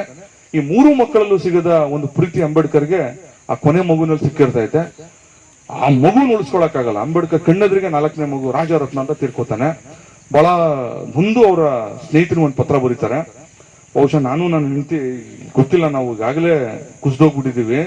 ನನಗೆ ಮೊದಲ 3 ಮಕ್ಕಳು ತೀರ್ಕೊಂಡಾಗ ನಾನು ಭಾರತದಲ್ಲಿ ಇರಲಿಲ್ಲ. ಆ ಮಕ್ಕಳ ಮುಖಗಳು ಹೇಗಿದೆ ಅನ್ನೋದೇ ನಾನು ಸ್ಪಷ್ಟವಾಗಿ ಗೊತ್ತಿಲ್ಲ. ಅದ್ರ 4ನೇ ಮಗು ನನಗೆ ರಾಜರತ್ನ. ನನ್ನ ಕಠಿಣವಾದ ಸಂದರ್ಭದಲ್ಲಿ, ನಾನು ಜಡಗೊಂಡ ಸಂದರ್ಭದಲ್ಲಿ ಆ ಮಗುವಿನ ಆ ತೊದಲು ಮಾತುಗಳು, ನನ್ನ ಜೊತೆ ಅವನು ಓಡಾಡ್ತಾ ಇದ್ದಿದ್ದು, ನನ್ನ ಜೊತೆ ಅವನು ಕುಸ್ತಿಗೆ ಬರ್ತಾ ಇದ್ದಿದ್ದು, ಈಗ ಅವನು ಕಳ್ಕೊಂಡೆ ನಾನು. ನೋಡಿ, ಯಾರಾದ್ರೂ ಮನುಷ್ಯ ಒಂದು ದೇಶಕ್ಕೆ ಬೃಹತ್ ಸಂವಿಧಾನ ಕೊಟ್ಟಂತ ಮನುಷ್ಯನ ಬದುಕಿನಲ್ಲಿ ಇಂಥ ದುರಂತಗಳ ಮೇಲೆ ದುರಂತ ನಡೀತೈತೆ. ಆದ್ರೂ ಈ ರೋಗ ಪೀಡಿತ ಒಂದು ಕಡು ರೋಗಿಷ್ಠ ದೇಶಕ್ಕೆ ಒಂದು ಆರೋಗ್ಯಕರ ಸಂವಿಧಾನ ಕೊಡ್ತಾರೆ. ಆ ಸಂವಿಧಾನದಲ್ಲೆಲ್ಲೂ ಈ ದೇವಸ್ಥಾನದ ಶ್ರೇಷ್ಠ, ಈ ದೇವಸ್ಥಾನದ ಪೂಜಾರಿ ಪರಮ ಶ್ರೇಷ್ಠ, ಮತ್ತು ಇಲ್ಲಿ ನೈವೇದ್ಯ ಎಲ್ಲದಕ್ಕಿಂತ ಪರಮ ಪವಿತ್ರ ಅಂತ ಬರೆದಿಟ್ಟು ಹೋಗ್ಲಿಲ್ಲ. ಹೀಗಾಗಿ ಭಾರತ ಸಂವಿಧಾನ ನೀವೇನಾದ್ರೂ ಓದಕ್ಕೆ ಎತ್ಕೊಂಡ್ರೆ ನಿಮ್ಗೆಲ್ಲೂ ಕೂಡ ಈ ಧರ್ಮ ಪರಮ ಶ್ರೇಷ್ಠ, ಈ ದೇವಸ್ಥಾನ, ಈ ಪುಣ್ಯಕ್ಷೇತ್ರವೇ ನಾವೆಲ್ಲರೂ ಹೋಗ್ಬೇಕಾಗಿರುವಂತ ಕ್ಷೇತ್ರ ಅಂತ ಎಲ್ಲೂ ಬಳಸೋದಿಲ್ಲ ಅವರು. ನಿನ್ನ ಧರ್ಮ ಶ್ರೇಷ್ಠನ, ಆ ವ್ಯಕ್ತಿ ಧರ್ಮನು ಶ್ರೇಷ್ಠ ಅಂತ ಕರೀತಾರೆ. ಮತ್ತೆ 4 ಸಮುದಾಯ, ಶೋಷಿತ ಸಮುದಾಯ, ಹಿಂದುಳಿದ ವರ್ಗ, ಮಹಿಳೆಯರು ಮತ್ತು ಅಲ್ಪಸಂಖ್ಯಾತರು, ಈ 4 ಸಮುದಾಯಗಳಿಗೆ ಯಾವ ಮಟ್ಟಿಗಿನ ಸೋಷಿಯಲ್ ಸೇಫ್ ಗಳನ್ನ ಕೊಟ್ಟಿದ್ದಾರೆ ಅಂತ ಹೇಳಿದ್ರೆ, ಆರ್ಥಿಕ ಭದ್ರತೆ, ಸಾಮಾಜಿಕ ಭದ್ರತೆ, ರಾಜಕೀಯ ಭದ್ರತೆ, ಶೈಕ್ಷಣಿಕ ಭದ್ರತೆ, ಸಾಂಸ್ಕೃತಿಕ ಭದ್ರತೆ. ಹೀಗಾಗಿ ಭಾರತ ಸಂವಿಧಾನ ರಚನೆಗೂ ಮುನ್ನ ಈ ವೋಟಿಂಗ್ ರೈಟ್ ಲ್ಯಾಂಡ್ ಲಾರ್ಡ್ಗಳಿಗೆ, ಭೂ ಮಾಲೀಕರಿಗೆ, ತೆರಿಗೆದಾರರಿಗೆ, ಟ್ಯಾಕ್ಸ್ ಪೇಯರ್ಸ್ಗೆ, ಮತ್ತೆ ಪದವೀಧರರಿಗೆ, ಡಿಗ್ರಿ ಹೋಲ್ಡರ್ಸ್ ಗಳಿಗೆ ಮಾತ್ರ ಇತ್ತು. ಮತ್ತೆ ಭಾರತ ಸಂವಿಧಾನ ರಚನೆಗೊಳ್ತಿದ್ದ ಸಂದರ್ಭದಲ್ಲೇ 4 ಕ್ರಾಂತಿಕಾರಿಗಳ ಬದಲಾವಣೆ ಆಗುತ್ತೆ. ಒಂದು, ರಾಜ ಆಳ್ವಿಕೆ ಪತನ ಆಯ್ತದೆ. ಅಲ್ಲಿಗೆ ನೀವು ಯಾವುದೇ ಶ್ರೀ ಶ್ರೀ ಶ್ರೀ ಚಲದಂಕ ಮಲ್ಲ ಅಂತ ರಾಜ್ಯನು ಅವನ ಆಳ್ವಿಕೆ, ಅವನ ವಂಶಸ್ಥರದ ಯಾವುದೇ ಅರಮನೆಗಳ ಮೂಲಕ ರಾಜ ಆಳ್ವಿಕೆ ಮಾಡುವಾಗಿಲ್ಲ. ರಾಜ ಆಳ್ವಿಕೆ ಅಲ್ಲಿಗೆ ಕೊನೆ ಆಗುತ್ತೆ. ಎರಡನೇದಾಗಿ ಎಲ್ಲರಿಗೂ ಮತದಾನದ, ವಯಸ್ಕರಿಗೆ ಮತದಾನ ಹಕ್ಕು ಸಿಗುತ್ತೆ. ಮೂರನೇದು, ಶಿಕ್ಷಣ ವ್ಯವಸ್ಥೆ, ಪ್ರತಿಯೊಬ್ಬರು ಶಿಕ್ಷಣ ಕಲಿಬಹುದು ಅನ್ನೋ ವ್ಯವಸ್ಥೆ ಸಿಗುತ್ತೆ. ಮತ್ತೆ 4ನೇದಾಗಿ ಲ್ಯಾಂಡ್ ರಿಫಾರ್ಮ್ಸ್ಗೆ ಕೈ ಹಾಕ್ತಾರೆ. ಇದು ಬಹಳ ಮುಖ್ಯವಾದದ್ದು. 4ನೇದು, ಈ ಭೂ ಹಂಚಿಕೆ ಕುರಿತು ಅಂಬೇಡ್ಕರ್ ಎಷ್ಟು ಅವ್ರಿಗೆ ವ್ಯಾಮೋಹ ಇತ್ತು ಅಂತ ಹೇಳಿದ್ರೆ, ಬಹುಶಃ ಭಾರತೀಯ ಶೋಷಿತ ಸಮುದಾಯ ಈ ರೀತಿ ಇನ್ನೂ ಕಡು ಬಡತನದಲ್ಲಿ, ಕಡು ದುಃಖದಲ್ಲಿರ್ಲಿಕ್ಕೆ ಕಾರಣ ಬಹುತೇಕರಲ್ಲಿ ಆರ್ಥಿಕ ಸಬಲರಾಗಲಿಕ್ಕೆ ಬೇಕಾದಂತ ನಮ್ಮಲ್ಲಿ ಪ್ರತಿಭೆ ಇದೆ, ಆದ್ರೆ ಭೂಮಿ ಇಲ್ಲ. ನೋಡಿ, ಭೂಮಿ ಇಲ್ಲ ಅಂದ ತಕ್ಷಣ ಹೇಗಾಗುತ್ತೆ ಅಂತ ಹೇಳಿದ್ರೆ, ಯಾವ ವ್ಯಕ್ತಿ ಬಳಿ ಭೂಮಿ ಇದೆಯೋ ಅಲ್ಲಿ ನೀನು ಅವನ ಬಳಿ ಕೂಲಿಗಾರನಾಗಿ ಅವನ ಬಳಿ ಜೀತಕ್ಕಿರ್ಬೇಕಾಗತ್ತೆ. ಹೀಗಾಗಿ ಲ್ಯಾಂಡ್ ರಿಫಾರ್ಮ್ ಮೂಲಕ ಎಲ್ರಿಗೂ ಭೂಮಿ ಸಿಗುತ್ತೆ. ಆ ಭೂಮಿಯಿಂದಾಗಿಯೇ ಕೃಷಿ ಚಟುವಟಿಕೆಗಳಾಗುತ್ತೆ. ಆ ಕೃಷಿ ಚಟುವಟಿಕೆಯಿಂದ ಆರ್ಥಿಕ ಸ್ವಾವಲಂಬಿಗಳಾಗ್ತಾರೆ ಅಂತೇಳಿ ಲ್ಯಾಂಡ್ ರಿಫಾರ್ಮ್ಸ್ ಕೈ ಹಾಕ್ತಾರೆ. ಆದರೆ ಲ್ಯಾಂಡ್ ರಿಫಾರ್ಮ್ಸ್ ನ ಇಡೀ ಪ್ರಾವಿಷನ್ಗಳು ಅಲ್ಲಿ ಸಂವಿಧಾನದಲ್ಲಿ ಅಡಕ ಮಾಡ್ಲಿಕ್ಕಾಗಲ್ಲ. ಬಹುಶಃ ಅಂಬೇಡ್ಕರ್ ಕೊಡಬಹುದಾದಂತ ಕ್ರಾಂತಿಕಾರ ಸಂವಿಧಾನದ ಬಹುತೇಕ ಭಾಗಗಳು ನಿಜವಾಗ್ಲೂ ಕೊಡ್ಲಿಕ್ಕಾಗಿಲ್ಲ. ಆದ್ರೆ ಈಗಿರೋ ಸಂವಿಧಾನ, ಅಂಬೇಡ್ಕರ್ ಏನಾದ್ರೂ ಇರ್ಲಿಲ್ಲ ಅಂತ ಹೇಳಿದ್ರೆ, ಆ ಸಂವಿಧಾನ ರಚನಾ ಮಂಡಳಿ ಒಳಗಡೆ ನಾವೆಲ್ಲ ಇವತ್ತು ಚರ್ಚೆ ಮಾಡ್ತಾರೆ, ಆ ಸಂವಿಧಾನವನ್ನು ರಚನೆ ಮಾಡಿ ನಮ್ ಕೈ ಕೊಡ್ಲಿಕ್ಕೆ ಆಗ್ತಿರ್ಲಿಲ್ಲ. ಆಗ ಅಲ್ಲಿ ಇನ್ಯಾರೋ XYZ ಅನ್ನೋ ವ್ಯಕ್ತಿ ಕೂತಿರ್ತಿದ್ದ. ಅವನೇನ್ ಮಾಡ್ತಿದ್ದ ಅಂತ ಹೇಳಿದ್ರೆ, ಭಾರತದ ಯಾವುದೇ ಒಂದು ಪ್ರಬಲ ಹುದ್ದೆಗಳಾದಂತ ಪ್ರಧಾನಮಂತ್ರಿ, ರಾಷ್ಟ್ರಪತಿ, ಮತ್ತೆ ದೇಶದ ರಾಜ್ಯಗಳ ಮುಖ್ಯಮಂತ್ರಿ, ಈ ಸ್ಥಾನಗಳಿಗೆ ಕಡ್ಡಾಯವಾಗಿ ಹಿಂದೂ ಧರ್ಮಕ್ಕೆ ಸೇರಿದ ವ್ಯಕ್ತಿಯೇ ಅರ್ಹ ವ್ಯಕ್ತಿ ಅಂತ ಆಗ್ತಿದ್ದಾಗ, ಸೊ ಅಂಬೇಡ್ಕರ್ ಅಲ್ಲಿ ಇದ್ದಿದ್ದ ಕಾರಣಕ್ಕಾಗಿ ಸೆಕ್ಯುಲರಿಸಂ ಅನ್ನೋ ಒಂದು ಪದಕ್ಕೆ, ಡೆಮಾಕ್ರಸಿ ಅನ್ನೋ ಪದಕ್ಕೆ, ಫ್ರೆಟರ್ನಿಟಿ ಅನ್ನೋ ಪದಗಳಿಗೆ, ಈಕ್ವಾಲಿಟಿ, ಈ ಪದಗಳಿಗೆಲ್ಲ ಹೊಸ ಹೊಸ ಅರ್ಥಗಳು ಬರ್ಲಿಕ್ಕೆ ಸ್ಟಾರ್ಟ್ ಆಯ್ತು. ಮತ್ತೆ ಅಂಬೇಡ್ಕರ್ ಬಹಳ ಮುಖ್ಯವಾಗಿ ಈ ಸಮುದಾಯಗಳಿಗೆ 3 ಮುಖ್ಯ ವಿಚಾರದ ರೈಟ್ಸ್ ಗಳನ್ನ ಕೊಡ್ತಾರೆ. ನಾನು ಆಗ್ಲೇ ಹೇಳಿದೆ, ಏನು ಸೋಷಿಯಲ್ ಸೇಫ್ ಗಾರ್ಡ್ ಅಲ್ಲಿ economic safeguard, educational safeguard, ಆಮೇಲೆ political safeguard, service safeguard, ಆಮೇಲೆ ಕಲ್ಚರಲ್ ಸೇಫ್ ಗಾರ್ಡ್ ಅಂತ 3 ಮುಖ್ಯ ಮೀಸಲಾತಿಗಳನ್ನ ಕೊಡ್ತಾರೆ. ಅದು ಭಾರತದಲ್ಲಿ ಒಬ್ಬ ಬಡ ಶೋಷಿತ ಅಥವಾ ಹೆಣ್ಣಾಗಿರ್ಬೋದು ಅಥವಾ ಅಲ್ಪಸಂಖ್ಯಾತನಾಗಿರ್ಬೋದು ತನ್ನ ಬದುಕನ್ನ ಕಟ್ಟಲಿಕ್ಕೆ 3 ರಿಸರ್ವೇಶನ್ಗಳು. ಒಂದು ಶೈಕ್ಷಣಿಕ ಮೀಸಲಾತಿ, ಇನ್ನೊಂದು ಉದ್ಯೋಗದ ಮೀಸಲಾತಿ, ಉದ್ಯೋಗದಲ್ಲೂ ಈಗ ಬಡ್ತಿ ಮೀಸಲಾತಿ, ಮತ್ತೆ ರಾಜಕೀಯ ಮೀಸಲಾತಿ. ಒಬ್ಬ ಏನು ತನ್ನ ಕೈನಲ್ಲಿ ಏನೂ ಇಲ್ಲ, ಶಿಕ್ಷಣ ಬಿಟ್ಟು ಆತನಿಗೆ ಏನೂ ಇಲ್ಲ ಅಂದ್ರೆ ಶಿಕ್ಷಣದಲ್ಲೂ ಮೀಸಲಾತಿ, ಶಿಕ್ಷಣ ಆದ್ಮೇಲೆ ನೌಕರಿ ಪಡಿಲಿಕ್ಕೂ ಮೀಸಲಾತಿ, ನೌಕರಿ ಸಿಕ್ಕಾದ್ಮೇಲೆ ನೀನ್ ಅಲ್ಲಿ ಪ್ರಮೋಟ್ ಆಗ್ಲಿಕ್ಕೆ ಒಂದು ಮೀಸಲಾತಿ, ಕೊನೆಗೆ ರಾಜಕೀಯ ಮೀಸಲಾತಿ. ಈ 3 ಮುಖ್ಯ ಮೀಸಲಾತಿನ ಕೊಡೋದ್ರ ಮೂಲಕ ಈ ಶೋಷಿತ ಸಮುದಾಯಗಳು ಬಹುಶಃ ಒಂದು ಪ್ರಬಲ ಸಮುದಾಯದ ಎದುರು ಪೈಪೋಟಿ ಕೊಡುವ ಅಥವಾ ಪ್ರಬಲ ಸಮುದಾಯದರು ಎದೆ ತಟ್ಟಿ ನಿಲ್ಲುವ, ಎದೆ ಮಟ್ಟಕ್ಕೆ ನಿಲ್ಲುವ ಒಂದು ಸಂದರ್ಭ ಬರ್ಬೋದು ಅಂತ ಅಂಬೇಡ್ಕರ್ ಗೊತ್ತಿತ್ತು. ಹೀಗಾಗಿಯೇ ಈ 3 ಮುಖ್ಯ ವಿಚಾರಗಳಲ್ಲಿ ಮೀಸಲಾತಿ ನಮ್ಗೆಲ್ಲ ಲಭಿಸಿದೆ.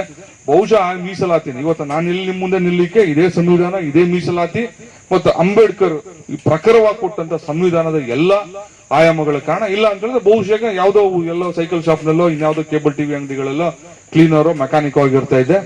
ಹಂತವಾಗಿ ನೀವು ನೋಡ್ಕೊಂಡು ಬಂದ್ರೆ ಇದೂ ಇರ್ಲಿಲ್ಲ ಅಂತ ಹೇಳಿದಿದ್ರೆ ನೋಡೋ ಮುಂದೆ ಇನ್ನೂ ಎಷ್ಟು ಮುಂದೆ ಹೋಗಿರ್ತಾರಂದ್ರೆ, ಬಹುಶಃ ಗಾಂಧಿ ಎದುರಿಗೆ 1932 ಪೂನಾ ಒಪ್ಪಂದದ ಸಂದರ್ಭದಲ್ಲಿ ದ್ವಿಮತದಾನ, ಏನು ಎರಡೂ ಮತದಾನದ ರೈಟ್ಸ್ ನ ಕೆಳಕ್ ಹೋಗಿರ್ತಾರೆ.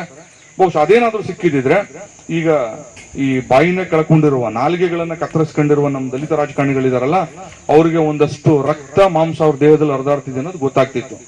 ಇದನ್ನ ಯಾವ ರೀತಿ ಕೇಳ್ತಾರೆ ಅಂತ ಹೇಳಿದ್ರೆ, ನೋಡಿ ಇದು ಪ್ರವಾದಿತನ, ಇದು ಮುಂದೆ ಇನ್ನು 50 ವರ್ಷಕ್ಕೆ ಏನಾಗ್ಬೋದು ಅಂತ ಕನ್ಸು ಕಾಣ್ತಾನಲ್ಲ ಒಬ್ಬ ವ್ಯಕ್ತಿ.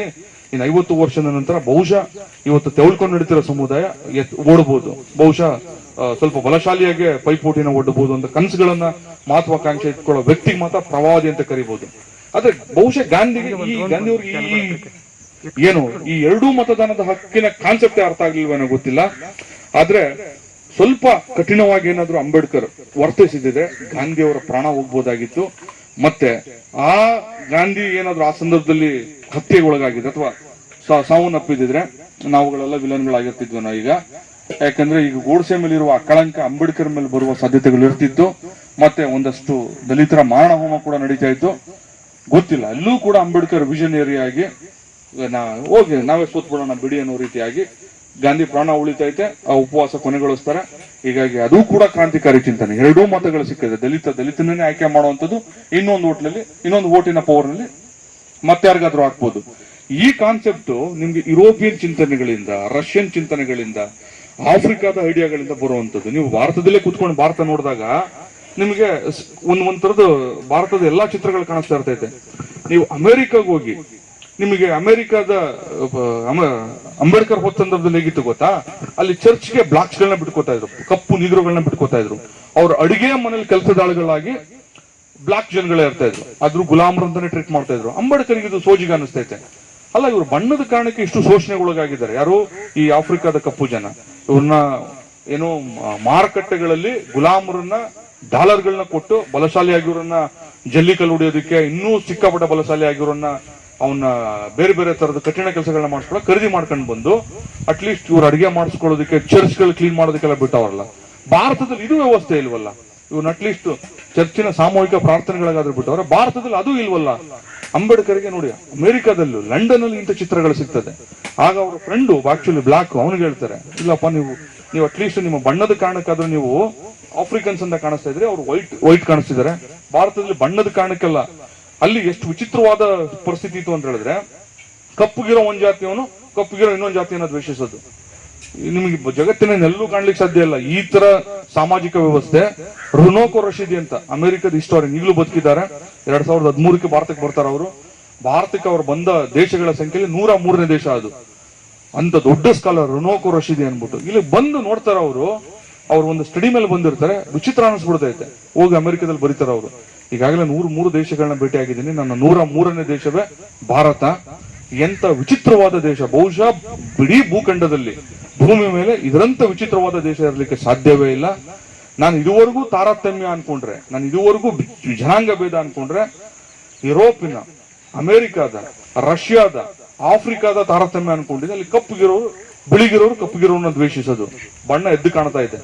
ಬಿಳಿಗಿರುವ ಇಂಗ್ಲೆಂಡಿನವನು ಕಪ್ಪುಗಿರುವ ಆಫ್ರಿಕನ್ನ ದ್ವೇಷಿಸೋದು. ಇದಷ್ಟೇ ನಾನು ಜನಾಂಗೀಯ ತಾರತಮ್ಯ ಅನ್ಕೊಂಡಿದ್ದೆ. ಶಿಯಾ ಸುನ್ನಿ ಈ ಜನಾಂಗ ಭೇದಗಳು ಅನ್ಕೊಂಡಿದ್ದೆ. ಭಾರತಕ್ಕೆ ಬಂದ್ರೆ ಕಪ್ಪುಗಿರೋ ವ್ಯಕ್ತಿ ಒಂದು ಜಾತಿಯವನು ಕಪ್ಪುಗಿರೋ ಇನ್ನೊಂದು ಜಾತಿನ ದ್ವೇಷಿಸ್ತಿದ್ದಾನೆ. ಇವ್ರನ್ನ ನಿಲ್ಸಿದ್ರೆ ಅವ್ನು ಯಾವ ಜಾತಿ ಅಂತಾನೆ ಕಾಣಿಸಲ್ಲ. ಎಸ್ಪೆಷಲಿ ಭಾರತದಲ್ಲಿ ಹಳ್ಳಿಗಳು ಬಿಟ್ರೆ, ನೀವು ನಗರ ಭಾಗದಲ್ಲಿ ಇಂಥವನು ಈ ಜಾತಿ ಅಂತ ಹೇಳಿಕ್ ಸಾಧ್ಯನೇ ಇಲ್ಲ. ಹಳ್ಳಿಗಳಲ್ಲಿ ಮಾತ್ರ. ಯಾಕಂದ್ರೆ ಒಬ್ಬ ವ್ಯಕ್ತಿ ಇಡೀ 500 ಮನೆಗಳಿದ್ರೆ 500 ಮನೆ ಜನಗಳ ಹೆಸರು ಹೇಳಬಲ್ಲ, ಜಾತಿನೂ ಹೇಳಬಲ್ಲ. ಆದ್ರೆ ನಗರದಲ್ಲಿ ಅದು ಸಾಧ್ಯ ಇಲ್ಲ. ನಗರದ ತುಂಬಾ ಕಾಂಪ್ಲೆಕ್ಸ್, ತುಂಬಾ ಸಂಕೀರ್ಣವಾಗಿರ್ತೈತೆ. ಸುಳ್ಳು ಪಳ್ಳು ಹೇಳ್ಕೊಂಡು ಅಟ್ಲೀಸ್ಟ್ ನಗರ ಭಾಗದಲ್ಲಿ ಒಂದ್ ಮನೆ ಬಾಡಿಗೆ ತಗೋಬಿಡ್ಬೋದು. ಈ ಖಾಲಿ ಆದ ತಕ್ಷಣನೇ ನಾನು ಏನೋ ಹೆಸರು ಸುಳ್ಳು ಹೇಳ್ಕೊಂಡು ಒಂದು ಮನೆ ತಗೋಬಿಡ್ಬೋದು. ಯಾಕಂದ್ರೆ ಸ್ವಲ್ಪ ಆರ್ಥಿಕ ವಿಚಾರಗಳು ಮತ್ತೆ ಆರ್ಥಿಕ ಸಂದರ್ಭಗಳು ಬಹಳ ಮುಖ್ಯ ಆಗಿರೋದ್ರಿಂದ ಈ ಮನೆ ಖಾಲಿಯಾಗಿ ಒಂದ್ ವಾರ ಖಾಲಿ ಉಳಿಯೋದು ಬೇಡ ಅಂತ ಹೇಳಿ ಕೊಟ್ಬಿಡ್ತಾರೆ. ನೀವು ಹಳ್ಳಿಲಿ ಜಪ್ಪಾಯ ಅಂದ್ರೂ ನೀವು ಹೆಸರನ್ನು ಬದಲಾಯಿಸ್ಕೊಳಕ್ಕಾಗಲ್ಲ. ಅದೇ ಹಳ್ಳಿನಲ್ಲಿ ನೀವು ಆರ್ಥಿಕ ಸ್ವಾವಲಂಬಿ ಚಟುವಟಿಕೆಗಳನ್ನ ನೀವು ತೋರ್ಸ್ಕೊಂಡ್ ಬಂದ್ಬಿಡ್ರಪ್ಪ. ಎಲ್ಲಾದ್ರೂ ಒಲೆಯವರು ಮಾದಿಗರು ಅಂತ ಹೆಸರಿಟ್ಕೊಂಡು ಯಾರಾದ್ರೂ ಹೋಟ್ಲು ತೆರೆದಿರೋದನ್ನ ಏನಾದ್ರು ತೋರ್ಸ್ಕೊಂಡ್ ಬನ್ನಿ. ಅದ್ರ ನೀವು ವೀರಶೈವ ಫಲಹಾರ ಮಂದಿರ ನೋಡ್ಬೋದು, ಗೌಡ್ರ ಮಿಲಿಟರಿ ಹೋಟ್ಲು ನೋಡ್ಬೋದು. ಆಮೇಲೆ ಈವನ್ ಎಲ್ಲಾ ಶೂದ್ರರು ಅವರ ಜಾತಿ ಹೆಸರಿನಲ್ಲಿ ಹೋಟೆಲ್ಗಳು ಇಟ್ಕೊಂಡಿರೋದು ನೋಡ್ಬೋದು. ನೀವು ಶೋಷಿತ ಸಮುದಾಯಗಳು ಹೋಟೆಲ್ನಲ್ಲಿ ಹೋಟೆಲ್ ಇಡುವ ಖಂಡಿತ ಅಂತ ಕ್ರಾಂತಿಕಾರಿ ಕೆಲಸಕ್ಕೆ ಹಾಕ್ಲಿಕ್ಕೆ ಸಾಧ್ಯನೇ ಇಲ್ಲ. ಇದನ್ನ ಅಂಬೇಡ್ಕರ್ ಹೇಳ್ತಾರ. ಅವರು ಅಂಬೇಡ್ಕರ್ಗೆ ಅಟ್ಲೀಸ್ಟ್ ಆಫ್ರಿಕಾದ ಈ ಜನಾಂಗ ಭೇದದಲ್ಲಿ ಒಳಗಾಡಲು ಬಿಟ್ಕೊಂಡವ್ರಂತ ರುನೋಕೋ ರಶೀದಿ ಬಂದು ಹೇಳ್ತಾರೆ. 103 ದೇಶಗಳಲ್ಲಿ ನನಗೆ ಭಾರತದಷ್ಟು ವಿಚಿತ್ರವಾದ ದೇಶ ಇನ್ನೊಂದು ಕಾಣಿಸ್ಲಿಲ್ಲ. ಇಲ್ಲಿ ಕಪ್ಪುಗಿರೋ ಇನ್ನೊಂದು ಜಾತಿಯವನು ಇನ್ನೊಂದು ಜಾತಿಯ ಕಪ್ಪುಗಿರೋನ ದ್ವೇಷಿಸ್ತಾನಲ್ಲ, ಆಶ್ಚರ್ಯ ಅಂತ. ಸೊ ಅದೇ ರುನೋಕೋ ರಶೀದ್ ಮುಂದುವರೆದು ಹೇಳ್ತಾರೆ, ನಾನು ಭಾರತದ ಸುಮಾರು ಹಳ್ಳಿಗಳನ್ನ ನೋಡಿದೆ, ಇಲ್ಲಿ ಎಷ್ಟು ವಿಚಿತ್ರವಾದ ಪರಿಸ್ಥಿತಿ ಇತ್ತು ಅಂತ ಹೇಳಿದ್ರೆ, ಈ ಜನ ಏನೋ ತುಂಬಾ ಒಂದು ಚಿಕ್ಕ ವಯಸ್ಸಿನ ಹುಡುಗ ದೊಡ್ಡ ವಯಸ್ಸಿನವನಿಗೆ ಏಕವಚನದಲ್ಲಿ ಮಾತಾಡಿಸುವಂತದ್ದು. ಯಾಕಂಗೆ ಏಕವಚನದಲ್ಲಿ ಮಾತಾಡ್ಸಿದ ಮತ್ತು ಅಶ್ಲೀಲ ಪದ ಬಳಸಿ ಬೈಯುವಂತದ್ದು ನಡೀತಾ ಇತ್ತು. ಅದು ಕಾರಣ ಕೇಳಿದ್ರೆ ನಾನು ಅವನ ಜಾತಿ ಕಾರಣ ಅಂತ. ಮೇಲ್ವರ್ಗದ ಒಬ್ಬ ಚಿಕ್ಕ ಬಾಲಕ ಒಬ್ಬ ಕೆಳವರ್ಗದ ತುಂಬಾ ಹಿರಿಯ ವ್ಯಕ್ತಿಗೂ ಕೂಡ ಏಕವಚನದಲ್ಲಿ ಮಾತಾಡಿಸುವ ಒಂದು ಸಾಮಾಜಿಕ ವ್ಯವಸ್ಥೆಗೆ ಜಾತಿ ಕಾರಣ ಆಗಿರ್ತೈತಂತೆ. ಮತ್ತೆ ಈ ಜಾತಿ ಹೆಂಗಿದೆ ಅಂತ ತೋರ್ಸೋಣ. ನಾವೆಲ್ಲ ಅಟ್ಲೀಸ್ಟ್ ಅದು ಅನುಭವಿಸಿರ್ತೀವಿ. ಮತ್ತೆ ನಾವು ಭಾರತದಲ್ಲೇ ಹುಟ್ಟಿರೋರಾಗಿದ್ದ ಜಾತಿಯ ಬೇರೆ ಬೇರೆ ವಿದ್ಯಮಾನಗಳ ಆಯಾಮಗಳನ್ನ ನೋಡಿರ್ತೀವಿ. ಆದ್ರೆ ಯಾವ್ದಾದ್ರು ಫಾರಿನ್ ವ್ಯಕ್ತಿ ಬಂದ ತಕ್ಷಣನೇ ಅವನಿಗೊಂದು ಎಷ್ಟು ವಿಚಿತ್ರ ಅನಿಸ್ತೈತೆ ಅಂತ ಹೇಳಿದ್ರೆ, ಅದಕ್ಕೊಂದು ಕಲರ್ ಇಲ್ಲ, ಅದಕ್ಕೊಂದು ಶೇಪ್ ಇಲ್ಲ, ಒಂದು ಸೈಜ್ ಇಲ್ಲ, ಗಾತ್ರ ಇಲ್ಲ, ಯಾವುದೇ ಆಕಾರಗಳಿಲ್ಲ. ಅದೆಷ್ಟು ವಿಕೃತ ವಿಕಾರ ಅಂತ ಹೇಳಿದ್ರೆ ಅದರಷ್ಟು ಪವರ್ಫುಲ್. ನೀವು ಯಾವುದೇ ಶೈಕ್ಷಣಿಕ ಸಂಸ್ಥೆಗಳಿಗೆ ಹೋಗಿ, ಯಾವುದೇ ರಾಜಕೀಯ ವ್ಯವಸ್ಥೆಗಳಿಗೆ ಹೋಗಿ, ಸಾಮಾಜಿಕ ಯಾವುದೇ ಸಂಸ್ಥೆಗಳಿಗೆ ಹೋಗಿ ಜಾತಿಯಷ್ಟು ಪ್ರಬಲವಾದಂತ ಇನ್ನೊಂದು ಸಂಗತಿ ಇಲ್ಲ. ಹೀಗಾಗಿ ಅಂಬೇಡ್ಕರ್ ನಾನು ಹೇಳ್ಕೊಂಡ್ ಬರ್ತಾ ಇದ್ದೀನಲ್ಲ, ಶೈಕ್ಷಣಿಕ ಮೀಸಲಾತಿ ಕೊಡ್ತಾರೆ. ಶೈಕ್ಷಣಿಕ ಮೀಸಲಾತಿ ಮೂಲಕ ಈ ಸಮುದಾಯಗಳನ್ನ ಹೇಳ್ತಾ ಇದ್ದಲ್ಲ, ಮಹಿಳೆಯರು, ಶೋಷಿತರು, ಹಿಂದುಳಿದ ವರ್ಗಗಳು ಎಜುಕೇಶನಲ್ ಮೀಸಲಾತಿ ಪಡ್ಕೊಂಡ ತಕ್ಷಣ ಈ ಎಜುಕೇಶನಲ್ ಮೀಸಲಾತಿ ಮತ್ತೆ ಇನ್ನೊಂದು ಆಯಾಮಕ್ಕೆ ಬೆಳೀತೈತೆ. ಖಾಸಗಿ ಶಿಕ್ಷಣ ಸಂಸ್ಥೆಗಳು, ಅನುದಾನ ಶಿಕ್ಷಣ ಸಂಸ್ಥೆಗಳು, ಅನುದಾನ ರಹಿತ ಶಿಕ್ಷಣ ಸಂಸ್ಥೆಗಳಲ್ಲೂ ಮೀಸಲಾತಿ ಕೊಡಬೇಕು ಅಂತ ಬರ್ತೈತೆ. ಹೀಗಾಗಿ ನಮ್ಮಲ್ಲಿ ಯಾರಾದ್ರೂ ಫ್ರೆಂಡ್ಸ್ಗಳು ಪ್ರೈವೇಟ್ ಸ್ಕೂಲು ಕಾಲೇಜ್ಗಳು ಓದ್ತಿದ್ರೆ ಅದು ಮೀಸಲಾತಿ ಅಡಿನೇ ಓದ್ತಿರ್ತಾರೆ. ಅಲ್ಲಿ ಶಿಕ್ಷಣ ಪಡೆದಾದ್ಮೇಲೆ ನೆಕ್ಸ್ಟ್ ನೌಕರಿನಲ್ಲಿ ಮೀಸಲಾತಿ ಬರ್ತೈತೆ. ಬಹುತೇಕ ಈಗ ನಾವೇನಾದ್ರೂ ಕೆಲಸ ನಾವು ಜನರಲ್ಲೂ ಕಾಂಪೀಟ್ ಮಾಡಬಹುದು, ಈ ಮೀಸಲಾತಿ ಅಡಿನೂ ಕಾಂಪೀಟ್ ಮಾಡಬಹುದು. ಇನ್ ಕೇಸ್ ನಾವು ಮಾಡಿರುವ ಸ್ಕೋರ್ ಜನರಲ್ ಮೆರಿಟ್ ಅಲ್ಲಿ ಕಾಂಪೀಟ್ ಮಾಡಬಹುದು ಅಂದ್ರೆ ನಾವು ಜನರಲ್ ಸಾಮಾನ್ಯ ಮೆರಿಟಿನ ಅಭ್ಯರ್ಥಿಯಾಗಿ ಆ ಜಾತಿಯ ಇನ್ನೊಂದು ಹುದ್ದೆನ ನಮ್ಮದೇ ಸಮುದಾಯದ ಇನ್ನೊಬ್ಬ ವ್ಯಕ್ತಿ ಕೊಡಬಹುದು. ಶಿಕ್ಷಣದ ಮೀಸಲಾತಿಯನ್ನು ಪಡೆದು ನಾವು ಶಿಕ್ಷಣ ಪಡೆದಾದ್ಮೇಲೆ ಉದ್ಯೋಗದಲ್ಲಿ ಮೀಸಲಾತಿ ಪಡಿತೀವಿ. ಉದ್ಯೋಗದಲ್ಲಿ ನಾವು ಸೇವೆ ನಿರ್ವಹಿಸ್ತಿರ್ಬೇಕಾದ್ರೆ ಇನ್ ಕೇಸ್ ಬಡ್ತಿ ಮುಂಬಡ್ತಿ ವಿಚಾರಗಳು ಬರ್ತವೆ. ಸೊ ನಾವು ಎಜುಕೇಶನ್ ಪಡ್ಕೊಳ್ಳೋ ಮೀಸಲಾತಿ ವಿಚಾರದಲ್ಲಿ ಹಾಗೋ ಈಗೋ ಸಹಿಸ್ಕೊಂಡ್ರು, ಕೆಲಸ ಪಡಿಬೇಕಾದ್ರೂ ಸಹಿಸ್ಕೊಂಡ್ರು. ಈ ಬಡ್ತಿ ಮುಂಬಡ್ತಿ ವಿಚಾರನ ಪ್ರತಿ ವರ್ಷ ಎಲ್ಲೆಲ್ಲಿಗೆ ಹೋಗುತ್ತೆ ಅಂತ ಹೇಳಿದ್ರೆ ಅದು ಇತ್ಯರ್ಥ ಆಗ್ಲಿಕ್ಕೆ ಸುಪ್ರೀಂ ಕೋರ್ಟ್ಗೆ ಹೋಗ್ಬೇಕು. ಯಾಕೆ ಅಂತ ಹೇಳಿದ್ರೆ, ಸೊ ಇಲ್ಲಿ 10 ವರ್ಷ ಇಂಜಿನಿಯರ್ ಆಗ್ಬಿಟ್ರೆ ಒಬ್ಬ ದಲಿತ, ಅವನ್ಗೆ ಮೀಸಲಾತಿ ಅಡಿ ಅವನು ಬೇಗ ಹೈಯರ್ ಪೋಸ್ಟ್ ಹೋಗ್ಬಿಡ್ತಾನೆ. ಅಸಿಸ್ಟೆಂಟ್ ಇದನ್ನು ಅಸೋಸಿಯೇಟ್ ಇದನ್ನು ಪ್ರೊಫೆಸರ್ ಆಗೋ ತರದ ಸಾಧ್ಯತೆಗಳಿರ್ತವೆ. ಅದ್ರಲ್ಲಿ ಏನಾಗುತ್ತೆ ಅಂತ ಹೇಳಿದ್ರೆ, ಇನ್ನೂ ಈ ಸಾಮಾಜಿಕ ವಿಷಮ ವ್ಯವಸ್ಥೆನ ಇಷ್ಟಪಡೋ ವ್ಯಕ್ತಿಗಳು, ಇವ್ರ ಅಪ್ಪ ಇವ್ರ ತಾತ ನಮ್ಮ ಮನೇಲೆ ಜೀತಕ್ಕಿದ್ದವನು, ಈಗ ಬಂದು ನನ್ನ ಮುಂದೆನೆ ಇಂಜಿನಿಯರ್ ಆಗಿ ನನ್ನ ಸಮ್ಮುಖಕ್ಕೆ ಏನೋ ಈ ಬಡ್ತಿ ವಿಚಾರದಲ್ಲಿ ಬಂದು ನನ್ನ ಸರಸಮ ಕುಟ್ಕೋತಾನೆ ಅನ್ನೋದು ಒಂದು. ಮತ್ತೆ ಆ ಬಡ್ತಿ ವಿಚಾರದಲ್ಲಿ ಸಂವಿಧಾನ ದಲಿತರಿಗೆ ನೆರವಾಗಿರುವಂತದ್ದು ಅವ್ರಿಗೆ ಬಹಳ ಏನೋ ಕಹಿನೂ ಕೂಡ ಉಂಟಾಗಿರ್ಬೋದು. ಸೊ ನಮ್ಗೆ ಶಿಕ್ಷಣದಲ್ಲಿ ಮೀಸಲಾತಿ ಸಿಕ್ತು, ಉದ್ಯೋಗದಲ್ಲಿ ಮೀಸಲಾತಿ ಸಿಕ್ತು, ಬಡ್ತಿ ವಿಚಾರದಲ್ಲಿ ಸಿಕ್ತು. ಅದಾದ್ಮೇಲೆ ರಾಜಕೀಯ ಮೀಸಲಾತಿ. ಈ ರಾಜಕೀಯ ಮೀಸಲಾತಿ ಯಾವ ರೀತಿ? ವಿಧಾನಸಭೆ ಮತ್ತು ಲೋಕಸಭೆ ಮತ್ತೆ ಪಂಚಾಯತಿಗಳಲ್ಲಿ, ಈಗಾಗಲೇ ಪಂಚಾಯತಿನಲ್ಲಿ ಮಹಿಳೆಯರಿಗಂತೂ 50% ಮೀರಿ ಮೀಸಲಾತಿ ಸಿಕ್ಕಿದೆ. ಅಂದ್ರೆ ಅವರ ಗೆದ್ದಿರೋದು ಉಂಟಿದೆ. ಅದೇ ಲೋಕಸಭೆ ವಿಧಾನಸಭೆ ಮೀಸಲಾತಿ ನೋಡಿ, ಲೋಕಸಭೆ ವಿಧಾನಸಭೆ ಮೀಸಲಾತಿ ಕಾರಣದಿಂದಾಗಿಯೋ ಇವತ್ತು ಏನು ದಲಿತರನ್ನ ಮತ್ತೆ SC ST ಗಳನ್ನ ಲೋಕಸಭೆ ವಿಧಾನಸಭೆಯಲ್ಲಿ ಗೆದ್ದು ಬರ್ತಿರೋದು ನೋಡ್ತಾ ಇದ್ದೀವಿ. ಇಲ್ಲೂ ಮೀಸಲಾತಿ ಸಿಕ್ಕಿರಲ್ಲ ಅಂತ ಹೇಳಿದ್ರೆ ಇವತ್ತಿಗೂ ಆ ಕ್ಷೇತ್ರಗಳು ಪ್ರಬಲರ ಕೈಗೆ, ಆರ್ಥಿಕವಾಗಿ ಸದೃಢರ ಕೈಗೆ ಹೋಗ್ತಿತ್ತು. ಇಲ್ಲಿ MLA ಆಗಿ ಗೆಲ್ತಿದ್ದಂತ ದಲಿತರು ಅಲ್ಲಿ ಪೋಸ್ಟರ್ ಅಂಟಿಕೋ, ಬ್ಯಾನರ್ ಕಟ್ಲಿಕ್ಕೋ, ಮತ್ತೆ ಆ ರಾಜಕಾರಣಿಗಳ ಚೀಲ ಚಮಚಗಳಾಗ್ಲಿಕ್ಕೋ ತೃಪ್ತಿ ಪಡ್ಕೊಳ್ಳಾಗ್ತಿತ್ತು. ಯಾವುದೇ ಕಾರಣಕ್ಕೂ ರಾಜಕಾರಣದಲ್ಲಿ ಮೀಸಲಾತಿ ಇರಲಿಲ್ಲ ಅಂತ ಹೇಳಿದ್ರೆ ಸಂಸತ್ತಾಗ್ಲಿ ವಿಧಾನಸೌಧದ ಆವರಣದೊಳಗೆ ಹೋಗ್ಲಿಕ್ಕೆ ಸಾಧ್ಯ ಆಗ್ತಿರ್ಲಿಲ್ಲ. ಆದ್ರೆ ಒಂದು ಸಮಸ್ಯೆ ಏನಾಗಿದೆ ಅಂತ ಹೇಳಿದ್ರೆ, ಮೀಸಲು ಕ್ಷೇತ್ರದಲ್ಲಿ ಸ್ವತಂತ್ರವಾಗಿ ಗೆಲ್ತಿರೋ ಸಂಖ್ಯೆ ತುಂಬಾ ಕಡಿಮೆ ಇದೆ. ಈಗಿರುವ ಮೀಸಲು ಕ್ಷೇತ್ರಗಳಂತೇನಿದೆ ಅಲ್ಲಿ ಸ್ವತಂತ್ರ ಪಕ್ಷೇತರ ಅಭ್ಯರ್ಥಿ ಗೆಲ್ಲಿಕ್ಕೆ ಆರ್ಥಿಕ ಚೈತನ್ಯ ಇಲ್ಲ. ಅಲ್ಲಿ ಗೆಲ್ತಿರೋದೆಲ್ಲ ಅಗೇನ್ ರಾಷ್ಟ್ರೀಯ ಪಕ್ಷಗಳಾಗಿರ್ಬೇಕು, ಇಲ್ಲ ಪ್ರಾದೇಶಿಕ ಪಕ್ಷಗಳಾಗಿರ್ಬೇಕು. ಈ ಆರ್ಥಿಕ ಸ್ವಾವಲಂಬನೆ ಇಲ್ದಿರೋದ್ರಿಂದ ಪಕ್ಷೇತರ ಅಭ್ಯರ್ಥಿಗಳು ಗೆಲ್ತಿರೋ ಸಂಖ್ಯೆ ತುಂಬದೆ. ಇಲ್ಲೇ ಅಂತಲ್ಲ, ದೇಶವ್ಯಾಪಕವಾಗಿ ಈ ಮೀಸಲು ಕ್ಷೇತ್ರದಲ್ಲಿ ನಿಲ್ತಿರೋ ಎಲ್ಲ ಡಿಪೆಂಡ್ ಆಗ್ತಿರೋದು ಐದರ್ ಕಾಂಗ್ರೆಸ್, ಬಿಜೆಪಿ, ಆದ್ರೆ ಇಲ್ಲಿ JDS. ಹೀಗಾಗಿ ಆ ಪಕ್ಷದ ಕೈಗೊಂಬೆಗಳಾಗಿ ಅಂಬೇಡ್ಕರ್ ಇನ್ನೂ ಮುಂದುವರೆದು ಹೇಳ್ಬಿಡ್ತಾರೆ, ಗೆದ್ದು ಬಂದಂತ ಏನು ಮೀಸಲು ಕ್ಷೇತ್ರದಡಿ ಗೆದ್ದು ಬಂದಂತ ದಲಿತರು ಬಾಯಿ ಯಾವಾಗ ಬಿಸ್ತಾರೆ ಸಂಸತ್ನಲ್ಲಿ ಅಂತ ಹೇಳಿದ್ರೆ ಅವ್ರಿಗೆ ಆಕಳಿಕೆ ಬಂದಾಗ. ನೋಡಿ, ಹಾಥ್ರಸ್ನಂತ ಭೀಕರ ಘಟನೆ ನಡೆದು, ನಿಮಗೆ ನಿರ್ಭಯ ಘಟನೆಯಲ್ಲಿ ಆ ನಿರ್ಭಯ ಘಟನೆಗೆ ತುತ್ತಾದ ಆ ಹುಡುಗಿ ಬದುಕಲಿಲ್ಲ. ಸಿಂಗಾಪುರ್ನ ಟ್ರೀಟ್ಮೆಂಟ್ ಆಗ್ಲಿಲ್ಲ, ಬದುಕಲಿಲ್ಲ. ದೊಡ್ಡ ದೊಡ್ಡ ಸರ್ಜನ್ಗಳು ಬಂದ್ರು ಬದುಕಲಿಲ್ಲ. ಪ್ರಿಯಾಂಕಾ ರೆಡ್ಡಿ ಪ್ರಕರಣದಲ್ಲಿ ತೆಲಂಗಾಣದಲ್ಲಿ ಆ ಹುಡುಗಿನ ಅಮಾನವೀಯವಾಗಿ ಸಾಯಿಸಿದ್ರು. ಆದ್ರೆ ಈ ಘಟನೆಯಲ್ಲಿ ಖುದ್ದು ಆ ಹುಡುಗಿ ತನ್ನ ಮೇಲೆ ಆದಂತ ಆ ಬರ್ಬರ ಕೃತ್ಯವನ್ನ ಹೇಳಿ ಸುಮಾರು 30 ಸೆಕೆಂಡ್ಗಳ ಕಾಲ ಈಗಲೂ ನಿಮಗೆ ಎಲ್ಲಾ ಸಾಮಾಜಿಕ ಜಾಲತಾಣಗಳಲ್ಲಿ ಸಿಗ್ತದೆ. ಎರಡೂ ಪ್ರಕರಣಗಳಲ್ಲಿ ಸಾಕ್ಷಿಗಳೇ ಇಲ್ಲ, ಆ ಹುಡುಗಿ ಸತ್ಯ ಆಗ್ಬಿಡ್ತಾಳೆ. ಆದ್ರೆ ಈ 3ನೇ ಪ್ರಕರಣದಲ್ಲಿ ಖುದ್ದು ಆ ಹುಡುಗಿ ಸಾಕ್ಷಿಯಾಗಿರ್ತಾಳೆ, ತನ್ನ ಮೇಲಾದಂತ ಕೃತ್ಯನ ಹೇಳಿ ಹೆಸರುಗಳನ್ನ ಹೇಳ್ತಾಳೆ. ಆದ್ರೆ ಈಗ ಹೊಸ ಕಥೆನ ಉತ್ತರ ಪ್ರದೇಶದ ನೀಚರ ಸರ್ಕಾರ ಯಾವ ತರ ಕಟ್ಟಿದೆ ಅಂತ ಹೇಳಿದ್ರೆ, ಆ ಹೆಣ್ಣಿನ ಮೇಲೆ ಅತ್ಯಾಚಾರವೇ ಆಗಿಲ್ಲ. ಈ 4 ಜನ ಆರೋಪಿಗಳಲ್ಲಿ ಒಬ್ಬನೊಂದಿಗೆ ಆ ಹುಡುಗಿಯ ಪ್ರೇಮ ವೈಫಲ್ಯ ಇತ್ತು. ಹೀಗಾಗಿ ಆ ಸಿಟ್ಟನ್ನ ಈಗ ಆ ಹುಡುಗಿ ಈ ರೀತಿ ತೀರಿಸಿಕೊಂಡಿದ್ದಾಳೆ, ಆ ಹುಡುಗಿ ಮೇಲೆ ಅತ್ಯಾಚಾರವೇ ಆಗಿಲ್ಲ ಅಂತ. ಸರಿ, ಅತ್ಯಾಚಾರವೇ ಆಗಿಲ್ಲ ಅಂತ ಹೇಳಿದ್ರೆ ರಾತ್ರೋರಾತ್ರಿ ಆ ರೀತಿ ಯಾಕೆ ನೀವು ಅಷ್ಟು ಅಮಾನವೀಯವಾಗಿ ಆಕೆ ಸಂಸ್ಕಾರ ಮಾಡಬೇಕಾಗಿತ್ತು? ಅತ್ಯಾಚಾರವೇ ಆಗಿಲ್ಲ ಅಂತ ಹೇಳಿದ್ರೆ ಆಕೆ ಮರಣೋತ್ತರ ವರದಿಗಳನ್ನ ಕೊಡಬಹುದಾಗಿತ್ತು. ಮತ್ತೆ ಇನ್ನು ನಮ್ಗಿನ್ನೂ ಆತಂಕ ಏನಾಗ್ತಿದೆ ಗೊತ್ತಾ? ಒಂದು ಸರ್ಕಾರವೇ ಆಕೆ ಮೇಲೆ ಅತ್ಯಾಚಾರವೇ ಆಗಿಲ್ಲ ಅಂತ ಹೇಳಿದ್ರೆ ಈಗ ಅದಕ್ಕೆ ಬೇಕಾದಂಗೆನೆ ಏನು ಪೋಸ್ಟ್ ಮಾರ್ಟಮ್ ರಿಪೋರ್ಟ್ ರೆಡಿ ಮಾಡ್ಕೊಂಡಿರುತ್ತೆ. ಈಗ ಸುಪ್ರೀಂ ಕೋರ್ಟ್ ಜಡ್ಜ್ಮೆಂಟ್ ಅವರು ಬೇಕಾದಂಗೆ ಬರ್ಸ್ಕೊತಿರುವಾಗ ಒಂದು ಸಣ್ಣ ಈ ಪ್ರಕರಣವನ್ನ ನಮ್ಮ ಪಾಲಕ್ಕೆ ದೊಡ್ಡ ಪ್ರಕರಣವೇ ಹೆಂಗ್ ಬೇಕಾದ್ರೆ ಅವ್ರು ರೆಡಿ ಮಾಡ್ಕೊಂಡಿರ್ಬೋದಲ್ಲ. ಈ ಆತಂಕ ನನಗೂ ಇದೆ. ಯಾಕಂತ ಹೇಳಿದ್ರೆ ಪೋಸ್ಟ್ ಮಾರ್ಟಮ್ ಆ ಮುಖ್ಯಮಂತ್ರಿ ಹೇಗೆ ಹೇಳಿರ್ತಾನೋ ಅದ್ರ ಡೈರೆಕ್ಷನ್ ಮೇಲೆ ಆತನ ಕೊಟ್ಟಂತ ಏನು ಇದೇ ರೀತಿ ತಿರುಗಿ ಬರ್ಬೇಕಂತ, ಇದೇ ತರದ ರಿಪೋರ್ಟ್ ಬರ್ಬೇಕಂತ ಕೊಟ್ಟಿರ್ತಾರೆ. ಸುಪ್ರೀಂ ಕೋರ್ಟ್ ಜಡ್ಜಿನೇ ಅವ್ರು ಖರೀದಿ ಮಾಡಿ ಸುಪ್ರೀಂ ಕೋರ್ಟ್ ಜಡ್ಜಿನೇ ಅವ್ರಿಗೆ ಬೇಕಾದಂಗೆ ರೆಡಿ ಮಾಡ್ಕೊಂಡಿರ್ಬೇಕಾದ್ರೆ ಒಂದು ಹಾಸ್ಪಿಟಲ್ ಒಂದು ಡಿಸ್ಟಿಕ್ ಹಾಸ್ಪಿಟಲ್ ಸರ್ಜನ್ ಬರಿದೆ ಇರ್ತಾನ. ಈಗ ನಮ್ಮ ಆತಂಕ ಈಗ ನೋಡ್ತಾರೆ ಆ ಪೋಸ್ಟ್ ಮಾರ್ಟಮ್ ರಿಪೋರ್ಟ್ ಸಿಬಿಐ ಕೈಗೆ ಹೋಗುತ್ತೆ. ಸಿಬಿಐ ನಲ್ಲಿ ಏನ್ ಬರ್ತಿರ್ತೈತೆ? ಸಿಬಿಐ ನಲ್ಲಿ ಅತ್ಯಾಚಾರ ಆಗಿಲ್ಲ ಅಂತ ಮೆಡಿಕಲ್ ರಿಪೋರ್ಟ್ ಹೋಗುತ್ತೆ. ಸಿಬಿಐ ಕೂಡ ಅದನ್ನೇ ದಾಖಲು ಮಾಡ್ಕೊಳ್ಳುತ್ತೆ. ನಾಳೆ ಸೆಷನ್ ಕೋರ್ಟ್ಗೂ ಹೈಕೋರ್ಟ್ಗೂ ಸುಪ್ರೀಂ ಕೋರ್ಟ್ಗೂ ಇದೇ ಪ್ರಕರಣ ಬಂದ್ರೆ ಅಲ್ಲಿ ಎವಿಡೆನ್ಷಿಯರಿ ವ್ಯಾಲ್ಯೂ ಅಂತ ಕರೀತಾರೆ, ಪ್ರಬಲವಾದ ಸಾಕ್ಷ್ಯವಾಗಿ ಪರಿಗಣಿಸುವಂತದ್ದು.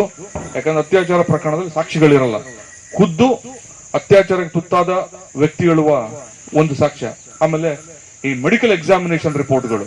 ಸೊ ಹೀಗಾಗಿ ಆ ಹುಡುಗಿ ಹೇಳಿರೋದು ಈಗಾಗಲೇ ಸಾಕ್ಷ್ಯದ ವಿಡಿಯೋಗಳು ಎಲ್ಲಾ ಕಡೆ ಇದೆ. ಇದನ್ನ ಯಾವ ರೀತಿ ಪರಿಗಣಿಸೋದು ಗೊತ್ತಿಲ್ಲ ಕೋರ್ಟ್. ಇನ್ನು ಏನಾದ್ರೂ ಈ ಮೆಡಿಕಲ್ ರಿಪೋರ್ಟ್ ಅಲ್ಲಿ ಅತ್ಯಾಚಾರ ಆಗಿಲ್ಲ, ಆಕೆ ಮೇಲೆ ಯಾವುದೇ ತರದ ಥಳಿತಗಳು ಇವರಿಂದ ಆಗಿಲ್ಲ, ಆಕೆ ಜಾರು ಬಿದ್ದಾಗಿರ್ಬೋದು ಅನ್ನೋ ತರದ್ ಏನಾದ್ರು ಕೊಟ್ಟಾಗ ಬಹುಶಃ ಯಾವುದೇ ನ್ಯಾಯಾಧೀಶ ಇರಲಿ ಇದರ ಮೇಲೆ ಈ ಎವಿಡೆನ್ಸ್ ಮೇಲೆ ಇಟ್ಕೊಂಡೆ ಜಡ್ಜ್ಮೆಂಟ್ ಕೊಡಬೇಕು. ಯಾಕಂತ ಹೇಳಿದ್ರೆ ನಾವು ಏನು ಈ ಶೋಷಿತಿರ್ತೀವಿ, ನಾವು ಆರಂಭಿಕ ಹಂತದ ಶೂರ ಅಷ್ಟೇ. ನಮ್ಗೆ ಗಾಯ ಆದಾಗ ಅಷ್ಟೇ ಕಿರ್ಚ್ಕೊಳ್ಳೋದು ಗೊತ್ತು. ಸ್ವಲ್ಪ ಅದು ವಾಸಿ ಆಗ್ತಿದೆ ಅಂದ್ರೆ ಅಥವಾ ಆ ಗಾಯ ಮರೆ ಆಗ್ತಿದೆ ಅಂದ್ರೆ ತೆಪ್ಪಗಾಗ್ಬಿಡ್ತೀವಿ. ನಿಮ್ಗೆ ನೋಡಿ, ಕಂಬಾಲಪಲ್ಲಿ ಘಟನೆ ಆಯ್ತು 2000 ಇಸ್ವಿಯ ಮಾರ್ಚ್ 13ನೇ ತಾರೀಕು ಘಟನೆ ಆಗಿತ್ತು. ಅದು ಜಡ್ಜ್ಮೆಂಟ್ ಬರೋ ಅಷ್ಟರಲ್ಲಿ 2007 ಆಯ್ತು. ಎಷ್ಟು ಈ ದೇಶಕ್ಕೆ ಒಂದು ವಿಚಿತ್ರವಾದ ಪ್ರಕರಣ ಅಂತ ಹೇಳಿದ್ರೆ, ಕೊನೆಗೆ ಅದ್ರ ಘಟನೆಗೆ ತುತ್ತಾದಿ ತನ್ನ ಮಗ, ಸೊಸೆ ಮತ್ತೆ ಮೊಮ್ಮಗನನ್ನು ಕಳ್ಕೊಂಡ ವೆಂಕಟರಾಯಪ್ಪ ಮೊನ್ನೆ ತೀರ್ಕೊಂಡ್ರು ತಮ್ಮ 93ನೇ ವಯಸ್ಸಲ್ಲಿ. ಆ ವ್ಯಕ್ತಿನ ನೋಡಿದ್ರೆ ನಮ್ಮ ಸಂಘಟನೆಗಳೆಲ್ಲ ಏನ್ ಹೇಳ್ತಿದೆ ಗೊತ್ತಾ? ನೀವು ಹೋರಾಟ ಮಾಡ್ಲೇಬೇಕು, ಸುಪ್ರೀಂ ಕೋರ್ಟ್ಗೆ ಹೋದ್ರೂ ಪ್ರಕರಣ ನೀವು ನಿಲ್ಸಬಾರ್ದು ಅಂತ. ಒಬ್ಬ 90 ವಯಸ್ಸಿನ ವ್ಯಕ್ತಿ ಯಾವ ಕಾರಣಕ್ಕಾದ್ರೂ ಅದು ಸುಪ್ರೀಂ ಕೋರ್ಟ್ ಗಂಟೆ ಹೋಗಿ ಬಡದಾಡಕ್ ಆಯ್ತದ? ಸೊ ನೋಡಿ, ಘಟನೆ ನಡೀತು. ಘಟನೆ ನಡೆದಾಗ ಸುಮಾರು 37 ಜನರುಗಳ ಮೇಲೆ ಚಾರ್ಜ್ ಶೀಟ್, FIR ಗಳು ಫೈಲ್ ಆಯ್ತು. ಎಲ್ರಿಗೂ ಗೊತ್ತು 7 ಜನರ ಭೀಕರ ದಹನ ಆಯ್ತು. ಅದಾದ್ಮೇಲೆ ಇಡೀ ಏನೋ ಅಲ್ಲಿನ MP ಬಂದು ಒಬ್ಬ ದಲಿತರೆ, ಇಡೀ ಕೋಲಾರವೇ ಅತಿ ಹೆಚ್ಚು ದಲಿತರಿರುವಂತ ಜಿಲ್ಲೆ. ಅಂಡ್ ದೆನ್ ಆ ಪಬ್ಲಿಕ್ ಪ್ರಾಸಿಕ್ಯೂಟರ್ ಕೂಡ ಒಬ್ಬ ದಲಿತರಾಗಿದ್ರು. ಆ ಕೋರ್ಟಿನ ಜಡ್ಜ್ ಶಿವರಾಮನ್ ಅವರು ಕೂಡ ದಲಿತರಾಗಿದ್ರು. ಆದ್ರೆ ತಿಳ್ಕೊಬೇಕು ನೀವು ಇಲ್ಲಿ, ಆ ಕೇಸನ್ನ ಆರೋಪಿ ಪರವಾಗಿ ವಾದಿಸಿದಂತ ಅಡ್ವೊಕೇಟ್ ಶಂಕರಪ್ಪ ಅಂತ ಒಬ್ಬ ಕಮ್ಯುನಿಸ್ಟ್ ಅಡ್ವೊಕೇಟ್. ಅವರು 2 ಜಡ್ಜ್ ಟ್ರಾನ್ಸ್ಫರ್ ಆಯ್ತು, 2 ಪಬ್ಲಿಕ್ ಪ್ರಾಸಿಕ್ಯೂಟರ್ ಟ್ರಾನ್ಸ್ಫರ್ ಆಯ್ತು. ಸೊ ಇಡೀ 7 ವರ್ಷದ ವಿಚಾರಣೆನಲ್ಲಿ ಯಾರ್ಯಾರು ಮೊದಲ ಹಂತದ ಸಾಕ್ಷಿಗಳು ಹೇಳಿದ್ರು ಅವ್ರಿಗೆಲ್ಲ 7 ವರ್ಷದಲ್ಲಿ ಒಂದು 14-15 ವರ್ಷದವರೆಲ್ಲ ಮೇಜರ್ ಆದ್ರು. ಆಮೇಲೆ 14-15-16 ವಯಸ್ಸಿನ ಹುಡುಗರುಗಳು 2ನೇ ಹಂತದ ಕ್ರಾಸ್ ಎಕ್ಸಾಮಿನೇಷನ್ ಅಲ್ಲಿ ಪಾರ್ಟಿ ಸವಾಲ್ ನಲ್ಲಿ ಅವರ ವಯಸ್ಸು 19, 20, 22, 23 ಆಯ್ತು. ಕೋರ್ಟ್ಗೆ ಯಾವಾಗ್ಲೂ ಮೇಜರ್ಗಳು ಅಂದ್ರೆ ವಯಸ್ಕರು ಕೊಟ್ಟ ಸಾಕ್ಷ್ಯಗಳನ್ನ ಪರಿಗಣಿಸ್ತೈತೆ. ಈ ಮೈನರ್ಗಳು ಕೊಟ್ಟ ಸಾಕ್ಷ್ಯಕ್ಕೆ ಅಷ್ಟು ಮಾನ್ಯತೆ ಇಲ್ಲ. ಕೊಟ್ಟ 14ನೇ ವಯಸ್ಸಿನ ಹುಡುಗ ಕೊಟ್ಟಿದ್ದ ಇಂಥದ್ದೇ ವ್ಯಕ್ತಿ, ಈ ವೆಂಕಟರೆಡ್ಡಿನೇ ನಮ್ಮ ತಂದೆನ ಸಾಯಿಸಿದ್ದು, ಈ ಇನ್ನೊಂದು ರೆಡ್ಡಿನೇ ಇವನೇ ಬೆಂಕಿ ಹಾಕಿದ ಅಂತೆಲ್ಲ ಕೊಟ್ಟಿದ್ದ 14ನೇ ವಯಸ್ಸಿನಲ್ಲಿ ಆ ಹುಡುಗ. ಸೊ ಕ್ರಾಸ್ ಎಕ್ಸಾಮಿನೇಷನ್ ಬರೋ ಸ್ಟೇಜ್ಗೆ 6 ವರ್ಷ ಆಗಿತ್ತು. ಆ ಹುಡುಗನ ವಯಸ್ಸು 20 ವರ್ಷ ಆಗಿತ್ತು. ಅವ್ನು ಕೊಡ್ತಾನೆ ಅವನು. ಇಲ್ಲ ಅದು ಸ್ಪಷ್ಟವಾಗಿ ಕಾಣಿಸ್ತಿಲ್ಲ, ಸೀಮೆಣ್ಣೆ ಆಗ್ತಾನೆ ಡಿಪೋಯಿಂದ ಕೊಟ್ಟಿದ್ರು, ಕತ್ಲೆ ಕರೆಂಟ್ ಹೋಗಿತ್ತು, ಮತ್ತೆ ಸೀಮೆಣ್ಣೆ ಚೆಲ್ಲೋಗ್ಬಿಟ್ಟು ಅದು ಯಾವ್ದೋ ಕ್ಯಾಂಡ್ಲ್ ಮೇಲೆ ಬಿದ್ದು ಹೊಗೆ ದಟ್ಟವಾಗಿ ಹಬ್ಕೋಗ್ಬಿಡ್ತು, ನಮ್ಗೆ ಯಾರ್ಯಾರಿದ್ರು ಅಂತ ಗೊತ್ತಿಲ್ಲ, ನಾನು ಆ ಹೊಗೆನಲ್ಲಿ ಯಾರ ಮುಖನೂ ಸ್ಪಷ್ಟವಾಗಿ ಕಾಣಿಸ್ತಿಲ್ಲ ಅಂತ 2ನೇ ಹಂತದ ಕ್ರಾಸ್ ಎಕ್ಸಾಮಿನೇಷನ್ ಅಲ್ಲಿ ಇದೇ ದಲಿತ ವ್ಯಕ್ತಿಗಳು ಸಾಕ್ಷ್ಯ ಕೊಡ್ತಾರೆ. ನೋಡಿ, ಈಗ 3 ಜನ ಜಡ್ಜ್ಗಳು ಚೇಂಜ್ ಆಗವ್ರೆ, 4ನೇ ಜಡ್ಜ್ ಬಂದು ಪ್ರಕರಣ ಕೂತ್ಕೊಂಡಾಗ ಏನ್ ಮಾಡ್ತಾನೆ? ಆದ್ರೆ ಅವರ ಅಡ್ವೊಕೇಟ್ ಅವನೊಬ್ನೇ ಇರ್ತಾನೆ. ಯಾರೋ ಇನಿಷಿಯಲ್ ಸ್ಟೇಜ್ ಅಲ್ಲಿ ಇದ್ದಂತ ಅಡ್ವೊಕೇಟ್ ಶಂಕರಪ್ಪನೇ ಕೊನೆ ಜಡ್ಜ್ಮೆಂಟ್ ಬರೋವರೆಗೂ ಆತನೇ ಇರ್ತಾನೆ. ಆದ್ರೆ ಈಗಾಗಲೇ 3 ಜನ ಪಬ್ಲಿಕ್ ಪ್ರಾಸಿಕ್ಯೂಟರ್ ಚೇಂಜ್ ಆದ್ರು, 4ನವ್ರು ಬಂದು ಕೂತವ್ರು ಜಡ್ಜ್. ಸೊ ಈ ಆರಂಭದಲ್ಲಿ ಬಾಲ್ಯದಲ್ಲಿ ಕೊಟ್ಟಂತ ಸ್ಟೇಟ್ಮೆಂಟ್ ಗಳು ಇರ್ತದಲ್ಲ, ಆ ಹುಡುಗ ಈಗಾಗಲೇ ಮೇಜರ್ ಆಗಿರ್ತಾನೆ, ಮೇಜರ್ ಕೊಟ್ಟ ಸಾಕ್ಷ್ಯನ ಪರಿಗಣಿಸ್ತಾರೆ. ಆಮೇಲೆ ಇನ್ನು ಬಹುತೇಕರು ಅವ್ರ ಕಣ್ಣುಗಳು ಮಂಜಾಗಿರ್ತಾ ಇತ್ತು, ಅಂದ್ರೆ ಶುಗರ್ ಡಯಾಬಿಟಿಕ್ ಇದರಿಂದಾಗಿ ಅದನ್ನು ಗಂಭೀರವಾಗಿ ಪರಿಗಣಿಸಲ್ಲ. ಕೊನೆಗೆ ಏನಾಗಿರ್ತೈತೆ ಅಂತ ಹೇಳಿದ್ರೆ, ಇಡೀ ಅಲ್ಲಿನ ಆ ಚಿಂತಾಮಣಿಯ ಕಂಬಾಲಪಲ್ಲಿ ತಾಲೂಕಿನ ದಲಿತರು ಹೋದ್ರು ಇನ್ ಮತ್ತೆ ಬರಲ್ಲ, ನಾವಿರೋರಾದ್ರೂ ಅನ್ಯೋನ್ಯವಾಗಿರುವ ಅನ್ನುವ ಸ್ಥಿತಿಗೆ ಬಂದು ಅವ್ರನ್ನ ಚಿಂತಾಮಣಿ ಯಾವುದೋ ಒಂದು ಅಂಬೇಡ್ಕರ್ ನಗರದಲ್ಲಿ ಪುನರ್ವಸತಿ ಕೇಂದ್ರ ಸ್ಥಾಪನೆ ಮಾಡಿ ಅಲ್ಲಿ ಅವ್ರಿಗೆ ಬೇರೆ ಬೇರೆ ಮನೆಗಳನ್ನ ಕಟ್ಕೊಟ್ಟಿರ್ತಾರೆ. ಆದ್ರೆ ಪ್ರತಿಕೂಲ ಸಾಕ್ಷ್ಯನ ಹೇಳಿ ತಮ್ಮ ಮೇಲಾದ ಕೃತ್ಯ ತಮ್ಮ ಮೇಲೆ ಆಗ್ಲಿಲ್ಲ, ಅದೊಂದು ಆಕಸ್ಮಿಕ ಘಟನೆ.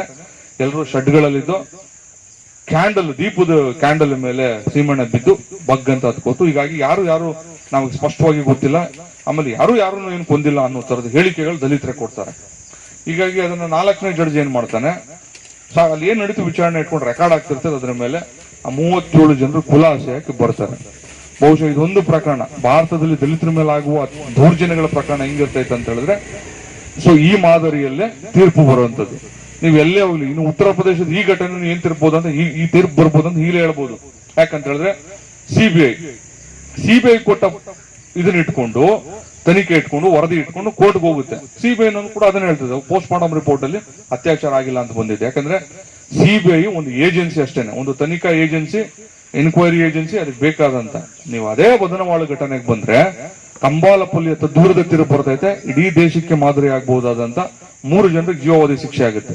ಬದನವಾಳು 93 ಘಟನೆ ಏನಕ್ಕೆ ಕಾರಣ ಆಯ್ತು? ಕಂಬಾಲಪಲ್ಲಿ ಸಿಬಿಐಗೆ ಒಪ್ಸಲ್ಲ, ಕಂಬಾಲಪಲ್ಲಿ ಪೊಲೀಸ್ ಎನ್ಕ್ವೈರಿ ಮಾಡ್ತಾರೆ. ಬದನವಾಳು ಘಟನೆಗೆ ಅವತ್ತಿನ ದಲಿತ ರಾಜಕಾರಣದ ಮತ್ತು ದಲಿತ ಹೋರಾಟದ ಶಕ್ತಿ ಸಿಬಿಐ ಕೇಸ್ ಹೋಗುತ್ತೆ. ಮತ್ತೆ ಮೃತ ನಾರಾಯಣಪ್ಪನವರ ಪತ್ನಿ, ಅವರು ಟೀಚರು, ಯಾರು ತೀರ್ಕೊಂಡ ನಾರಾಯಣಪ್ಪನ ಟೀಚರು, ಅವರ ಹೆಂಡತಿ ಶಿವಮ್ಮ ಕೂಡ ಟೀಚರು, ಮತ್ತೆ ನಾರಾಯಣಪ್ಪನ ಕೊಂದವರಲ್ಲಿ 2 ಅವ್ರ ಸ್ಟೂಡೆಂಟ್ಗಳೇ ಇರ್ತಾರೆ. ನೋಡಿ, ಅದು ಎಂತ ಪ್ರಕರಣ ಅಂತ ಹೇಳಿದ್ರೆ, ಇವರು ಒಂದು ಅಂಬೇಡ್ಕರ್ ಯುವ ಕ್ರಿಕೆಟ್ ತಂಡ, ಇವರು ನಾರಾಯಣಪ್ಪನವರು ಒಂದು ಕ್ರಿಕೆಟ್ ಟೀಮ್ ಕಟ್ಕೊಂಡಿರ್ತಾರೆ, ಅವ್ರಿಬ್ರು ಮಕ್ಳು ಇರ್ತಾರೆ. ಸೊ ಶನಿವಾರ ನಿಮ್ಗೆಲ್ಲ ಗೊತ್ತಿದೆ, ಅರ್ಧ ದಿನದ ರಜಾ, ಅರ್ಧ ದಿನ ಸ್ಕೂಲ್ ಮುಗಿಸಿ ಕ್ರಿಕೆಟ್ ಆಡ್ತಾ ಇರ್ತಾರೆ. ಇವರು ಅಂಬೇಡ್ಕರ್ ಯುವ ಕ್ರಿಕೆಟ್ ತಂಡ ಗೆದ್ದು ಬಿಡ್ತೈತೆ ಪಂದ್ಯ. ಬಹುಶಃ ಸೋತ್ ಬಿಟ್ಟಿದ್ರೆ ಈ ಸೋತ ದುಃಖದಲ್ಲಿ ಇವ್ರು ಬರ್ತಿದ್ರು, ಗೆದ್ದ ಖುಷಿನಲ್ಲಿ ಅವ್ರು ಹೋಗ್ಬಿಡ್ತಿದ್ರಣ್ಣ ಮೇಲ್ವರ್ಗದವರು. ಆದ್ರೆ ಆ ಪಂದ್ಯನ ಗೆದ್ದು ಬಿಡ್ತಾರೆ ಇವರು, ಅಂಬೇಡ್ಕರ್ ಯುವ ಕ್ರಿಕೆಟ್ ತಂಡದವ್ರು ಗೆದ್ದು ಬಿಡ್ತಾರೆ. ಗೆದ್ದು ಸಂಭ್ರಮಾಚರಣೆಯಲ್ಲಿ ಇವ್ರು ಇರ್ತಾರೆ. ಸೋತ ಮೇಲ್ವರ್ಗದ ಕೋಮಿನ ತಂಡ ಏನ್ ಮಾಡುತ್ತೆ ಅಂತ ಹೇಳಿದ್ರೆ, ಈ ಅವ್ರ ಆಗ್ಲೇ ಈ ಸಣ್ಣ ಸಣ್ಣ ಆಯುಧಗಳನ್ನ, ಈ ಮೊಚ್ಚು ಗಿಚ್ಚಿನೆಲ್ಲ ತಂದು ಇವರು ಮ್ಯಾಚ್ ಆಡ್ಕೊಂಡು ಕ್ರಿಕೆಟ್ ಆಡ್ಕೊಂಡು ಬರ್ತಿರ್ಬೇಕಾದ್ರೆ 2-3 ಮೇಲೆ ದಾಳಿ ಮಾಡಿ, ಒಬ್ರನ್ನ 2-3 ದಾಳಿ ಮಾಡಿ, ಆ ದಾಳಿನಲ್ಲಿ ನಾರಾಯಣಪ್ಪ ಮತ್ತೆ ಅವರ ಮಗ ಭಾಸ್ಕರ ಅನ್ನೋನು ಮತ್ತೆ ಒಟ್ಟು 3 ಜನರು ಸಾವಿಗೀಡಾಯ್ತಾರೆ. ಇನ್ನು 4-5 ಜನರದು ಶಾಶ್ವತ ಅಂಗವೈಕಲ್ಯಕ್ಕೀಡಾಯ್ತಾರೆ. ನೋಡಿ, ನನ್ನ PhD ಥೀಸಿಸ್ ಅದೇ ಆಗಿದ್ರಿಂದ ಶಿವಮ್ಮ ಅವ್ರನ್ನ ಇಂಟರ್ವ್ಯೂ ಮಾಡೋ ಸಂದರ್ಭ ಬಂತು. ನಾನು ಹೇಳಿದೆ, ಅವರು 93 ಅದೊಂದು ಶನಿವಾರ ನನ್ನ ಮಗ ಮತ್ತೆ ನಮ್ಮ ಯಜಮಾನ್ರು 2 ಮಕ್ಕಳು ಕ್ರಿಕೆಟ್ ಆಡಕ್ ಹೋಗಿದ್ ನೋಡಿದೆ ಲಾಸ್ಟ್ ಚಿತ್ರ. ನಾನು ಅವ್ರ ಡೆಡ್ ಬಾಡಿ ನೋಡಕ್ ಆಗ್ಲಿಲ್ಲ, ಅವ್ರ ಪೋಸ್ಟ್ ಮಾರ್ಟಮ್ ನ ಹೇಗಾಯ್ತು ಅನ್ನೋದು ನೋಡಕ್ ಆಗ್ಲಿಲ್ಲ. ಅದೇ ಕೊನೆ ಚಿತ್ರ ನಂದು. ಅದಾದ್ಮೇಲೆ ಪ್ರಕರಣ ಸಿಬಿಐಗೆ ಹೋಗುತ್ತೆ. ಸಿಬಿಐಗೆ ಹೋದ್ಮೇಲೆ ಸಿಬಿಐನ ಎನ್ಕ್ವೈರಿ ಬಹಳ ಪಾರದರ್ಶಕವಾಗುತ್ತೆ. ಮತ್ತೆ ಇದೇ ಮೈಸೂರಿನ ಸೆಷನ್ ಕೋರ್ಟ್ ನಲ್ಲಿ ಲಕ್ಷ್ಮಣ್ ಎಫ್ ಮಳವಳ್ಳಿ ಅನ್ನೋ ಜಡ್ಜ್ ಇರ್ತಾರೆ ಅವರು. ಸೊ ಅವರು 3 ಜನರಿಗೆ ಜೀವಾವಧಿ ಶಿಕ್ಷೆ ಕೊಡ್ತಾರೆ. ಇನ್ನೊಂದು 2-3 5 ವರ್ಷದ್ದು 3 ವರ್ಷದ್ದು ಜಡ್ಜ್ಮೆಂಟ್ ನ ಕೊಡ್ತಾರೆ. ಮತ್ತು ಆ ಇಡೀ ಅಪರಾಧ ಕೃತ್ಯದಲ್ಲಿ ಕಡಿಮೆ ಪ್ರಮಾಣದಲ್ಲಿ ಭಾಗಿಯಾಗಿದ್ದಂತ ವ್ಯಕ್ತಿಗೆ 1-2 ವರ್ಷದ ಶಿಕ್ಷೆನ ಕೊಡ್ತಾರೆ. 4 ಜನ ಖುಲಾಸೆ ಆಯ್ತಾರೆ. ಇನ್ನೊಂದು 2 ಸತ್ಯ ಹೋಗಿರ್ತಾರೆ. ಸೊ ನೋಡಿ, ಒಂದೇ ಬಗೆಯ ಪ್ರಕರಣ ಸಿಬಿಐಗೆ ಹೋಗಿದ್ದು ಈ ರೀತಿ ತೀರ್ಪಾಯ್ತದೆ. ಸೊ ಸಿಬಿಐ ಹೋಗದೇನೆ ಬರೀ ಪೊಲೀಸರೇ ತನಿಖೆ ಮಾಡಿ, ಮತ್ತೆ ನಮ್ಮ ದಲಿತ ಹೋರಾಟಗಾರರಿಗಾಗ್ಲಿ ನಮ್ಗಳಿಗಾಗ್ಲಿ ಬಹುಶಃ ಕಾನೂನಿನ ಅರಿವಿನ ಕೊರತೆ ಇದೆ. ಏನಂದ್ರೆ ಪೊಲೀಸ್ ಸ್ಟೇಷನ್ ಹೋಗೋವರೆಗೂ ಅಷ್ಟೇ ನಮಗೆ ಗೊತ್ತಿರೋದು, ನಂತರದ ಬೆಳವಣಿಗೆಗಳು ಗೊತ್ತಿಲ್ಲ. ಅಂಬೇಡ್ಕರ್ ಇದೇ ಕಾರಣಕ್ಕೇನೋ ನಮ್ಗೆ ಇನ್ನೊಂದು ಏನಂತ ಹೇಳಿದ್ರೆ, ಈ ಶಿಕ್ಷಣನ ಪಿಲ್ಲರ್ ಮೇಲೆ ನೀವೇನೇ ಕಟ್ಟಿದ್ರು ಗಟ್ಟಿಯಾಗಿ ನಿಲ್ಲುತ್ತೆ. ಹೀಗಾಗಿ ಸಂವಿಧಾನ ಬುಲೆಟ್ ಪ್ರೂಫ್ ಸೆಕ್ಯೂರಿಟಿ ಕೊಟ್ಟಿದೆ ನಮ್ಗೆ, ಇನ್ಯಾವುದು ಕೊಟ್ಟಿಲ್ಲ ತಿಳ್ಕೊಬಿಡಿ. ನೀವು ಎಂತದ್ದೇ ಸಂಸ್ಕೃತದ ಪಂಡಿತರಾದ್ರೂ ನಿಮ್ಮನ್ನ ತಿರುಪತಿನಲ್ಲಿ ತಗೊಂಡೋಗಿ ಪೂಜಾರಿ ಮಾಡಲ್ಲ, ನಿಮ್ಮನ್ನ ಉಡುಪಿ ಕೃಷ್ಣ ಮಠದಕ್ಕೂ ನಿಮ್ಮನ್ನ ಮಠಾಧೀಶರು ಮಾಡಲ್ಲ, ಇಲ್ಲೇ ಇರುವಂತ ಚುಂಚನಗಿರಿ ಮಠಕ್ಕೂ ನಿಮ್ಮನ್ನೇನು ಮಠಾಧಿಪತಿ ಮಾಡಲ್ಲ. ನೀವೆಷ್ಟೇ ಸಂಸ್ಕೃತದ ಪಂಡಿತರಾಗ್ಲಿ ಎಲ್ಲಾ ವಚನಗಳನ್ನ ಹರಿದು ಕುಡಿದು ಇದು ಮಾಡ್ಲಿ, ಯಾಕಂತ ಹೇಳಿದ್ರೆ ಅವೆಲ್ಲ ಬೈ ಡಿಫಾಲ್ಟ್ ಆಯಾ ಜಾತಿಗೆ ಫಿಕ್ಸ್ ಆಗ್ಬಿಟ್ಟಿರ್ತದೆ. ಆ ಜಾತಿಯಿಂದ ಒಂದಷ್ಟು ಸುಧಾರಣಾ ಕಾರ್ಯಕ್ರಮಗಳು ಮಾಡಬಹುದು ಅಷ್ಟೇನೆ. ಈಗ ನೋಡ್ಕೊಂಡ್ ಬನ್ನಿ, ಈಗ ನಡೆದಾಡುವ ದೇವರು ಅಂತ ಕರಿತಾ ಇದ್ರಲ್ಲಪ್ಪ ಸಿದ್ಧಗಂಗಾ ಸ್ವಾಮೀಜಿಗಳನ್ನ, ಅವ್ರು ತೀರ್ಕೊಂಡ ಮೇಲೆ ಯಾರಿಗೂ ಹೋಗ್ಬೇಕು, ಅದೇ ಜಾತಿಗೆ ಹೋಗುತ್ತೆ, ಇನ್ಯಾರಿಗೂ ಬೇರೆಯವ್ರಿಗೆ ಬರಲ್ಲ. ಅದೇ ಜಾತಿಯವ್ರಿಗೆ ಹೋಗೋದನ್ನ ನಾವು ಇಲ್ಲಿ ಕೂತ್ಕೊಂಡು ಬಡ ಏನೋ ಒಂದಷ್ಟು ಜನರಿಗೆ ಅನ್ನ ಶಿಕ್ಷಣದ ವ್ಯವಸ್ಥೆ ಮಾಡ್ಕೊಂಡ್ರು ಅಂತೇಳಿ ಸಮಾಧಾನ ಪಡ್ಕೋಬೇಕಷ್ಟೇ. ಭಾರತದಲ್ಲಿ ನೀವು ಯಾವುದೇ ಜಾತಿ ಮಠಗಳು ಆ ಜಾತಿ ಅಲ್ಲದ ಇನ್ನೊಬ್ಬ ವ್ಯಕ್ತಿ ಕೈಗೆ ಹೋದ್ರೆ ಅದು ಅವತ್ತಿಗೆ ಬಾಗಲಾಗ್ತು ಅಂತ. ಯಾಕಂದ್ರೆ ಅಷ್ಟು ನೀಚ ಸಾಮಾಜಿಕ ವ್ಯವಸ್ಥೆ ನಮ್ ದೇಶ ಇರೋದು. ಯಾವ ಕಾರಣಕ್ಕೂ ಅವನು ಜಾತಿ ಬಿಟ್ಟು ಬೇರೆ ಜಾತಿ ಕೊಟ್ಟ ಅಂತ ಹೇಳಿದ್ರೆ ನೆಕ್ಸ್ಟ್ ಅದು ಖಂಡಿತ ಬಸವಣ್ಣವ್ರಿಗಾದ ಗತಿಯೇ ಆ ಮಠಕ್ಕೂ ಆಗುತ್ತೆ, ಬಾಗಲಾಗ್ತಾರೆ, ಬಂದ್ ಮಾಡ್ತಾರೆ, ಅದಕ್ಕೆ ಬೇರೆ ಬೇರೆ ತರದ್ದು ದುರಂತಗಳಲ್ಲಿ ಅದು ಕೊನೆ ಆಗುತ್ತೆ. ಹೀಗಾಗಿ ಭಾರತದ ಸಾಮಾಜಿಕ ವ್ಯವಸ್ಥೆ ಹೇಗಿದೆ ಅಂತ ಹೇಳಿದ್ರೆ, ಅಂಬೇಡ್ಕರ್ ಕೊಟ್ಟಂತ 4 ಮನೆಗಳಿರುವ ಒಂದು ಅಪಾರ್ಟ್ಮೆಂಟ್, 4 ಮನೆಗಳಿರುವ ಅಪಾರ್ಟ್ಮೆಂಟ್ ಭಾರತೀಯ ಜಾತಿ ವ್ಯವಸ್ಥೆ. ಇಲ್ಲಿ ಈ 4 ಬಿಲ್ಡಿಂಗ್ಗಳಿಗೆ ಏಣಿನೂ ಇಲ್ಲ, ಮೆಟ್ಲು ಇಲ್ಲ, ಒಂದ್ ಲಿಫ್ಟ್ ಇಲ್ಲ, ಒಂದ್ ಯಾವುದೇ ಎಸ್ಕಲೇಟರ್ ಇಲ್ಲ. ಮೊದಲನೇ ಗ್ರೌಂಡ್ ಫ್ಲೋರ್ ಅಲ್ಲಿ ಗ್ರೌಂಡ್ ಫ್ಲೋರ್ ಅಲ್ಲೇನೆ, ಸೆಕೆಂಡೇನೆ, ಥರ್ಡ್ ಫ್ಲೋರ್ ಫೋರ್ತ್ ಇಲ್ಲೇನೆ. ಯಾವ ಕಾರಣಕ್ಕೂ ಮೇಲಿರೋನು ಕೆಳಗೆ ಬರಕ್ಕಾಗಲ್ಲ, ಏಣಿ ಇಲ್ಲ, ಕೆಳಗಿರೋನು ಮೇಲೂ ಹೋಗಕ್ಕಾಗಲ್ಲ, ಮೆಟ್ಲು ಇಲ್ಲ, ಏಣಿ ಇಲ್ಲ. ಹೀಗಾಗಿ ಈ 4 ಸಮುದಾಯ, ಈ ಕಟ್ಟಡಗಳಲ್ಲಿರುವಂತ ಸಮುದಾಯಗಳು ಅಲ್ಲೇ ಹುಟ್ಟು ಬೆಳೆದು ಕೊಳತು ಅದು ಗಬ್ಬೆದ್ದು ನಾರ್ತಿದ್ದಾವೆ. ಇದಕ್ಕೊಂದು ಮೆಟ್ಲನ್ನ ಏಣಿನ ಕೊಡುವ ವ್ಯವಸ್ಥೆ ಏನಾದ್ರೂ ಮಾಡಬಹುದಾ ಅಂತಾನೆ ಸಂವಿಧಾನದ ಮೂಲಕ, ಮೀಸಲಾತಿ ಮೂಲಕ ಹೇಳದ್ನಲ್ಲ, ಏನು ಈ ಬುಲೆಟ್ ಪ್ರೂಫ್ ಸೆಕ್ಯೂರಿಟಿ ಕೊಟ್ಟಿದ್ದಾರೆ ನಮಗೆ ನೋಡಿ, ಏನು ಶೈಕ್ಷಣಿಕ ಮೀಸಲಾತಿ, ನೌಕರಿ ಮೀಸಲಾತಿ, ರಾಜಕೀಯ ಮೀಸಲಾತಿ, ಇದೇ ಈ ಮೆಟ್ಲುಗಳನ್ನ ಆ 3 ಹಂತಗಳಿಗೆ ಹೋಗ್ಲಿಕ್ಕೆ ಕೊಟ್ಟರು ಅಂತ ಬಹಳ ದೊಡ್ಡ ಚಲನೆ. ಇದಿಲ್ಲ ಅಂತ ಹೇಳಿದಿದ್ರೆ, ನಿಮ್ಗೆ ಶಿಕ್ಷಣದಲ್ಲಿ ಮೀಸಲಾತಿ ಇಲ್ಲ ಅಂತ ಹೇಳಿದ್ರೆ, ಅದಕ್ಕೆ ನಾನು ನಮ್ಮ ಬಹುತೇಕ ಸ್ಟೂಡೆಂಟ್ಸ್ ಗಳಿಗೆ ಹೇಳ್ತೀನಿ, ನೀವು ಯಾವ ಕಾರಣಕ್ಕೂ ನಿಮ್ಮ ಎಜುಕೇಶನ್ ಡಿಸ್ಕಂಟಿನ್ಯೂ ಮಾಡ್ಬಿಡಿ, ಡ್ರಾಪ್ ಔಟ್ ಗಳಾಗ್ಬಿಡಿ, ಒಂದು ಯೂನಿವರ್ಸಿಟಿ ಹಂತಕ್ಕೆ ಬನ್ನಿ. ಯಾಕಂದ್ರೆ ನಿಮ್ಗೆ ಬೇರೆ ಬೇರೆ ಚಿತ್ರಣಗಳು, ಬೇರೆ ಬೇರೆ ರಾಜಕೀಯಗಳಿಗೆ ಗೊತ್ತಾಗಬೇಕಂದ್ರೆ ಯೂನಿವರ್ಸಿಟಿಗೆ ಬನ್ನಿ. ನೀವು SLC PUC ಡಿಸ್ಕಂಟಿನ್ಯೂ ಆದ್ರೆ ನಿಮ್ಮ ಮುಂದಿನ ಹಂತ ಏನು ಅಂತಾನೆ ಗೊತ್ತಾಗಲ್ಲ. ಅಟ್ಲೀಸ್ಟ್ ಇಲ್ಲಿಗೆ ಬಂದ ಮೇಲೆ ಇಲ್ಲಿ ವಿಶ್ವವಿದ್ಯಾಲಯದ ರಾಜಕಾರಣ ಏನು, ಅಲ್ಲಿ ಏನ್ ನಡೀತಿದ್ದಾವೆ ನಿಮ್ಗೆ ಗೊತ್ತಿರಲಿ. ನೀವು ಎಷ್ಟೇ ಸಂವಿಧಾನ ಸ್ಟ್ರಾಂಗ್ ಇದ್ರು, ಸಂವಿಧಾನ ಲಿಖಿತ ರೂಪದ ಸಂವಿಧಾನ ಇದೆ, ಇನ್ನೊಂದು ಅಲಿಖಿತ ಸಂವಿಧಾನ ಇದೆ. ಅದು ಬಹುತೇಕ ಸಂದರ್ಭದಲ್ಲಿ ಈ ಘರ್ಷಣೆ ನಡೀತಿದೆ ಗೊತ್ತಾ, ಭಾರತ ಸಂದರ್ಭದಲ್ಲಿ ಲಿಖಿತ ಸಂವಿಧಾನ ವರ್ಸಸ್ ಅಲಿಖಿತ ಸಂವಿಧಾನ, ರಿಟರ್ನ್ ಕಾನ್ಸ್ಟಿಟ್ಯೂಷನ್ ವರ್ದ ಅನ್ರಿಟರ್ನ್ ಕಾನ್ಸ್ಟಿಟ್ಯೂಷನ್ ಘರ್ಷಣೆಯಲ್ಲಿದೆ. ನಾನು ಇಷ್ಟೊತ್ತು ಚರ್ಚೆ ಮಾಡ್ತದ್ದು ರಿಟರ್ನ್ ಸಂವಿಧಾನದ ಕುರಿತು, ಬಾಬಾ ಸಾಹೇಬರು ಕೊಟ್ಟಂತ ಬರಹ ರೂಪದಲ್ಲಿರುವಂತಹ ಸಂವಿಧಾನ. ಆ ಸಂವಿಧಾನ ಎಷ್ಟು ಬಲಶಾಲಿಯಾಗಿದೆ, ಪ್ರಭಾವವಾಗಿದೆ ಅಂತ ಹೇಳಿದ್ರೆ, ಆದ್ರೆ ಅದ್ರ ಮೇಲೂ ಸವಾರಿ ಮಾಡುವ ಅಲಿಖಿತ ಸಂವಿಧಾನ ಒಂದಿದೆ. ಅದೆಲ್ಲಿದೆ, ಅದ್ಯಾರು ಬರೆದಿದ್ದಾರೆ, ಅದು ಎಷ್ಟು ಪ್ರಬಲವಾಗಿದೆ ಅಂತ ಹೇಳಿದ್ರೆ, ನಾನು ಆಗ್ಲೇ ಹೇಳಿದ್ನ ಎಲ್ಲರೂ ಮಿದಳೊಳಗಡೆ ಇದೆ. ಅದು ಭಾರತ ಸಂವಿಧಾನ ಏನ್ ಮಾಡಬೇಡ ಅಂತ ಹೇಳುತ್ತೋ ಅದನ್ನ ಮಾಡುತ್ತೆ. ಅದು ಆರ್ಟಿಕಲ್ 15, 17ರಲ್ಲಿ ಅಸ್ಪೃಶ್ಯತೆ ಆಚರಣೆ ಮಾಡಂಗಿಲ್ಲ ಅಂತ ಭಾರತ ಸಂವಿಧಾನ ಹೇಳುತ್ತೆ. ಆದ್ರೆ ಅಲಿಖಿತ ಸಂವಿಧಾನ ಇದೆಯಲ್ಲ, ಏನು ಈ ಜನರ ಸಾಂಪ್ರದಾಯಿಕ ಆಚರಣೆಗಳು, ಅದು ಈಗಲೂ ಅಷ್ಟೇನೆ, ಈ ಕೆರೆಕಟ್ಟೆಗೆ ಬರುವಂಗಿಲ್ಲ, ಇಲ್ಲಿ ದನ ಮೇಯಿಸುವಂಗಿಲ್ಲ, ಇಲ್ಲಿ ಈ ಬಾವಿನಲ್ಲಿ ನೀನು ಪ್ರವೇಶ ಇಲ್ಲ, ಈ ದೇವಸ್ಥಾನಕ್ಕೆ ನೀನು ಪ್ರವೇಶ ಇಲ್ಲ ಅಂತ. ಲಿಖಿತ ಸಂವಿಧಾನ ಯಾವುದನ್ನ ಮಾಡಬೇಡ ಅಂತ ಹೇಳುತ್ತೋ ಅದನ್ನ ಮಾಡು ಅಂತ ಹೇಳುತ್ತೆ. ಹೀಗಾಗಿ ನೋಡಿ, ಅಸ್ಪೃಶ್ಯತೆ ಆಚರಣೆ ನಿಷೇಧ ಕಾಯ್ದೆ ಬಂದು 1955ರಲ್ಲಿ, ಅದು ದುರ್ಬಲ ತಕ್ಷಣ ಇಮಿಡಿಯೇಟ್ ಆಗಿ protection of civil rights act ಅಂತ ಬಂತು. ಕೊನೆಗೆ 89 ಅಟ್ರಾಸಿಟಿ ಆಕ್ಟ್ ಬಂತಲ್ಲ, ಆ ಅಟ್ರಾಸಿಟಿ ಆಕ್ಟ್ ಬರೋದಕ್ಕೂ ನಮ್ಮ ಕರ್ನಾಟಕದಲ್ಲಿ ನಡೆದ ಒಂದು ಘಟನೆ ಕಾರಣ. ಬಾಗಲಕೋಟೆ ಜಿಲ್ಲೆಯಲ್ಲಿ ಬೆಂಡಿಗೇರಿ ಅನ್ನೋ ಗ್ರಾಮದಲ್ಲಿ ದಲಿತನಿಗೆ ಒಣ ಮಲ ತಿನ್ನಿಸಿದ ಪ್ರಕರಣ ನಡೀತು. ಸರಿ, ಏನಂತ ತಪ್ಪು ಮಾಡ್ಬಿಟ್ಟಿದ್ದ, ಇಂಥ ಭೀಕರವಾದ ತೀರ್ಪು ಕೊಡುವಂತ ತಪ್ಪು ಏನ್ ಮಾಡಿದ್ದ? ಏನಾದ್ರೂ ಮೇಲ್ವರ್ಗದ ಮಹಿಳೆಯರ ಮೇಲೆ ಅತ್ಯಾಚಾರ ಮಾಡಿದ್ನ, ಅಥವಾ ಮೇಲ್ವರ್ಗದ ಯಾವ್ದಾದ್ರೂ ವ್ಯಕ್ತಿಯ ಕೊಲೆ ಮಾಡಿದ್ನ? ಇಲ್ಲ. ಮೇಲ್ವರ್ಗಕ್ಕೆ ಸೇರಿದ ಜಮೀನಿಗೆ ಈ ದಲಿತನ ಕೋಳಿ ಕುರಿಗಳು ಹೋಗ್ಬಿಟ್ಟಿದ್ವಂತೆ. ಹೋಗಿ ಆತಂದ ಏನೋ ಅಲ್ಲಿ ಗಿಡ ಏನೋ ಕೆದಕ್ಬಿಟ್ಟಿದ್ದಾವೆ. ಇದಕ್ಕೆ ಕೊಟ್ಟ ಶಿಕ್ಷೆ ಏನಂತ ಹೇಳಿದ್ರೆ, ಪಂಚಾಯತಿ ಕೊಟ್ಟ ತೀರ್ಪು ಏನಂತ ಹೇಳಿದ್ರೆ, ಅವನ್ನ ಕಟ್ಟಾಕ್ಬಿಟ್ಟು ಒಣ ಮಲವನ್ನ ಇನ್ನೊಬ್ಬ ದಲಿತ ಬಂದು ಅವನು ತಿನ್ಸೋದು. ಸೊ ದೇವಸ್ಥಾನ ಹುಂಡಿಗೆ ಕಾಣಿಕೆ ಏನೋ ತಪ್ಪನ್ನ ದಂಡವಾಗಿ ಕಟ್ಟುವಂಥದ್ದು ಘಟನೆ ನಡೆದೋಗ್ಬಿಡ್ತು. ಶಿಕ್ಷೆನೂ ಆಯ್ತು, ದಲಿತನ ಮಲನೂ ತಿನ್ಸು, ಇನ್ನೊಬ್ಬ ದಲಿತ ಬಂದು ತಿನ್ನಿಸ್ದ. ಅದಾದ ಮೇಲೆ ಪ್ರಜಾವಾಣಿಲಿ ಒಂದು ಸಣ್ಣ ರಿಪೋರ್ಟ್ ಆಯ್ತದ್ದು 87ರಲ್ಲಿ. ಆಮೇಲೆ ಇದು ನಮ್ಮ ದಲಿತ ಚಳುವಳಿಗಳು ಸ್ವಲ್ಪ ಸ್ಟ್ರಾಂಗ್ ಆಗಿದ್ರಿಂದ ದೊಡ್ಡ ಮಟ್ಟದಲ್ಲಿ ಪ್ರತಿಭಟನೆಗಳಾಗಿ ಕೊನೆಗೆ ಆಗಾಗಲೇ ಈ ಕಾಯ್ದೆ ರಚನೆಗೆ ಭಾರತ ಸರ್ಕಾರ, ಕೇಂದ್ರ ಸರ್ಕಾರ ಕೈಗೊಂಡಿತ್ತು.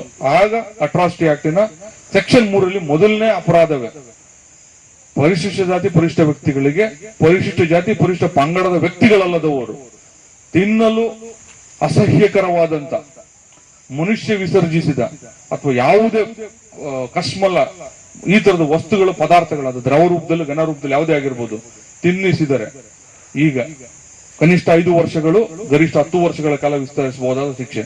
ಆದ್ರೆ ಘಟನೆ ನಡೆದಾಗ ಅದೊಂದು ಅಪರಾಧ ಅಂತ ಹೇಳಲಿಕ್ಕೆ ನಮ್ಮಲ್ಲಿ ಯಾವುದೂ ಕಾನೂನುಗಳೇ ಇರಲಿಲ್ಲ. ದಲಿತನಿಗೆ ಮಲ ತಿನ್ನಿಸಿದ ಪ್ರಕರಣ ಈಗ 5 ರಿಂದ 10 ವರ್ಷ ಶಿಕ್ಷೆ ಕೊಡಬಹುದು, ಆದ್ರೆ ಘಟನೆ ನಡೆದಾಗ ಇರಲೇ ಇಲ್ಲ.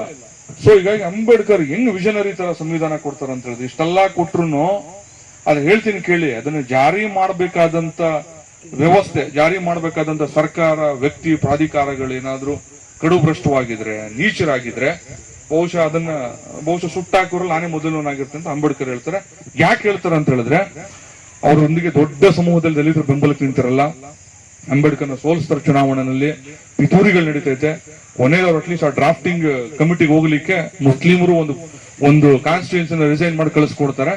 ಅದು ತ್ಯಾಗ ಇದೆ. ಅಂಬೇಡ್ಕರ್ ಅವ್ರನ್ನ ಮುಸ್ಲಿಮರು ಆಯ್ಕೆ ಮಾಡಿ ಕಳಿಸಿದ ಒಂದು ತ್ಯಾಗ ನಾವು ಇವತ್ತಿಗೂ ಅಲ್ಪಸಂಖ್ಯಾತರನ್ನ ಕೃತಜ್ಞತೆಯಿಂದ ನೆನ್ಕೋಬೇಕು. ಹೀಗಾಗಿ ಭಾರತದಲ್ಲಿ ಸಂವಿಧಾನ ಬಂದದ್ದು ಈಗಾಗಲೇ 74 ವರ್ಷಗಳಾದ್ರೂ ಅಲಿಖಿತ ಸಂವಿಧಾನ ಎಲ್ಲಾ ಕಡೆ ಇದೆ, ಇಲ್ಲದ ಕಡೆ ಇಲ್ಲ. ನೀವು ಒಂದು ದೇವಸ್ಥಾನದಲ್ಲಿ ಇದೆ, ಒಂದು ಎಜುಕೇಶನ್ ಇನ್ಸ್ಟಿಟ್ಯೂಷನ್ ಇದೆ, ಸರ್ಕಾರಿ ಕಚೇರಿಗಳಲ್ಲಿದೆ, ಆ ದೇವಸ್ಥಾನದಲ್ಲಿ ಪೂಜೆ ಮಾಡೋ ಪೂಜಾರಿ ಹತ್ರ ಇದೆ, ಎಲ್ಲರಲ್ಲೂ ಅಲಿಖಿತ ಸಂವಿಧಾನ ಇದೆ. ಲಿಖಿತ ಸಂವಿಧಾನ ಯಾವುದನ್ನ ವಿರೋಧಿಸ್ತದೋ ಅದನ್ನ ಪ್ರೋತ್ಸಾಹ ಮಾಡುತ್ತೆ. ಲಿಖಿತ ಸಂವಿಧಾನ ಹೇಳುತ್ತೆ, ಯಾವುದೇ ಸಾರ್ವಜನಿಕ ಸ್ಥಳಗಳಿಗೆ, ದೇವಸ್ಥಾನ, ಪಾರ್ಕು, ರೆಸ್ಟೋರೆಂಟ್, ಹೋಟೆಲ್, ಇಲ್ಲಿ ಯಾವುದೇ ರೀತಿ ತಾರತಮ್ಯಗಳನ್ನ ಮಾಡಂಗಿಲ್ಲ. ಲಿಂಗಾಧಾರಿತ, ಅವನ ಜಾತಿ ಕಾರಣಕ್ಕೆ, ಅವನ ಧರ್ಮದ ಕಾರಣಕ್ಕೆ, ಅವನ ಮತ ನಂಬಿಕೆ ಕಾರಣಕ್ಕೆ, ಅವನು ಹುಟ್ಟಿದ ಸ್ಥಳದ ಕಾರಣಕ್ಕೆ ಅವನನ್ನ ಅಲ್ಲಿ ನಿರಾಕರಿಸುವಂತೆಲ್ಲ ಹೇಳುತ್ತೆ.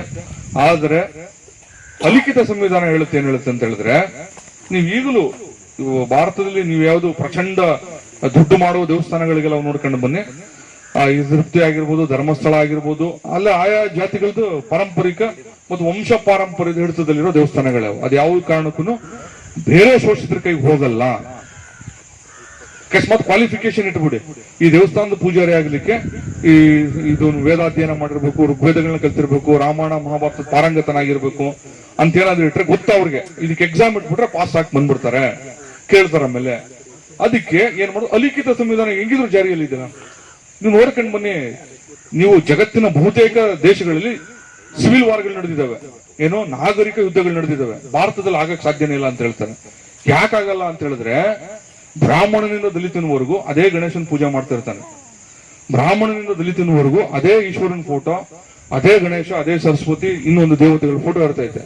ನಿಮಗೆ ಜಗತ್ತಿನ ಯಾವ ದೇಶಗಳಲ್ಲೂ ಈ ರೀತಿ ಇಲ್ಲ. ಇಲ್ಲಿ ಯಾಕೆ ನಾಗರಿಕ ಸಂಘರ್ಷಗಳಾಗಲ್ಲ ಅಂತ ಹೇಳಿದ್ರೆ, ಈ ಗಣೇಶನ ಮೇಲೆ ಬ್ರಾಹ್ಮಣನಿಗೂ ಭಯ ಭಕ್ತಿ ಇರ್ತೈತೆ, ಈ ದಲಿತನಿಗೂ ಭಯ ಭಕ್ತಿ ಇರ್ತೈತೆ.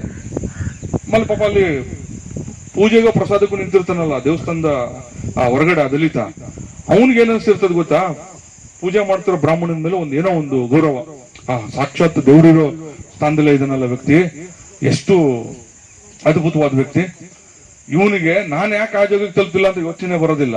ಸಾಕ್ಷಾತ್ ದೇವರ ಸನ್ನಿಧಾನದಲ್ಲಿ ಇದನ್ನಲ್ಲ, ಯಾವಾಗ್ಲೂ ಆ ದೇವ್ರ ಜೊತೆನೆ ಸಂವಾದ ನಡೆಸ್ತಿರ್ತಾನೇನೋ ಅನ್ನೋ ತರ. ಇಷ್ಟು ವಿಚಿತ್ರವಾದ ಪರಿಸ್ಥಿತಿ ಭಾರತ. ನೀವು ನೋಡ್ಕೊಂಡು ಬನ್ನಿ, ಇವತ್ತಿಗೂ ಬ್ರಾಹ್ಮಣರು ಯಾವ ದೇವರುಗಳನ್ನ ಪೂಜೆ ಮಾಡ್ತಾರೋ ದಲಿತರು ಅಲ್ಲಿ ಕ್ಯೂನಲ್ಲಿ ನಿಂತಿರ್ತಾರೆ. ರಾಘವೇಂದ್ರ ಸ್ವಾಮಿ ದೇವಸ್ಥಾನ ಆಗಿರ್ಬೋದು, ಮಂತ್ರಾಲಯದ ರಾಘವೇಂದ್ರ ಸ್ವಾಮಿದಾಗಿರ್ಬೋದು, ಗಣೇಶಂದಾಗಿರ್ಬೋದು, ಎಲ್ಲಾ ಕಡೆ ದಲಿತರು ಪೂಜೆಗೆ ಪ್ರಸಾದಕ್ಕೆ ಆ ಗಂಧದ ಗಡ್ಡಿ ತಗೊಂಡೋಗಿ ಏನೋ ಸಿಕ್ಬಿಡ್ತಿದೆ ಅಂತ. ಈ ಇರುವಂತ ಸಾಮಾಜಿಕ ವ್ಯವಸ್ಥೆನಲ್ಲಿ ಸರಿ ಆಯ್ತು, ಇವ್ರು ಯಾರು ಹೋದ್ರು, ಈ ದಲಿತರುಗಳು ಯಾರು, ಅನಕ್ಷರಸ್ಥ ಸಮುದಾಯನ? ಖಂಡಿತ ಇವ್ರನ್ನ ನಾನು ಹೇಳ್ತೀನಲ್ಲ, 60, 70, 80 ಅಂಚಿನಲ್ಲಿ ಆ ವಯಸ್ಸಿನಲ್ಲಿ ಇರೋ ದಲಿತರುಗಳನ್ನ ಈಗ ನೀವು ಕ್ರಾಂತಿ ಮಾಡಿ ಈಗ ನಿಮ್ಮ ಮನೇಲಿರೋ ದೇವಸ್ಥಾನದ ಫೋಟೋಗಳನ್ನ ಬಿಸಾಕಿ ಖಂಡಿತ ಮಾಡಲ್ಲ. ಅವರು ಸಾಧ್ಯನೇ ಇಲ್ಲ. ನಮ್ಮ ಮನೆಲ್ಲ ನಾನು ಕೈಲಿ ಬದಲಾಯಿಸಕ್ಕಾಗ್ಲಿಲ್ಲ, ಸಾಧ್ಯವೇ ಇಲ್ಲ. ಮತ್ ಯಾರು ಸರಿ? ಈಗ ಡಿಗ್ರಿ ಮುಗಿಸಿ, PG ಮುಗಿಸಿ ಒಂದಷ್ಟು ಸಣ್ಣ ಪುಟ್ಟ ಕೆಲಸ ಹಿಡ್ಕೊಂಡವ್ರಲ್ಲ ಈ ದಲಿತರು ನೋಡ್ಕೊಂಡು ಬನ್ನಿ ನೀವು. ಏನ್ ಮಾಡ್ತಾರ ಸರ್? ಏನಿಲ್ಲ ಸರ್, ಸೋಮವಾರ ನಾವು ಮಟನ್ ತಿನ್ನಲ್ಲ ಸರ್, ಶನಿವಾರ ಅಯ್ಯಪ್ಪ ಸಾಧ್ಯನೇ ಇಲ್ಲ ಸರ್ ಅಂತಾರೆ.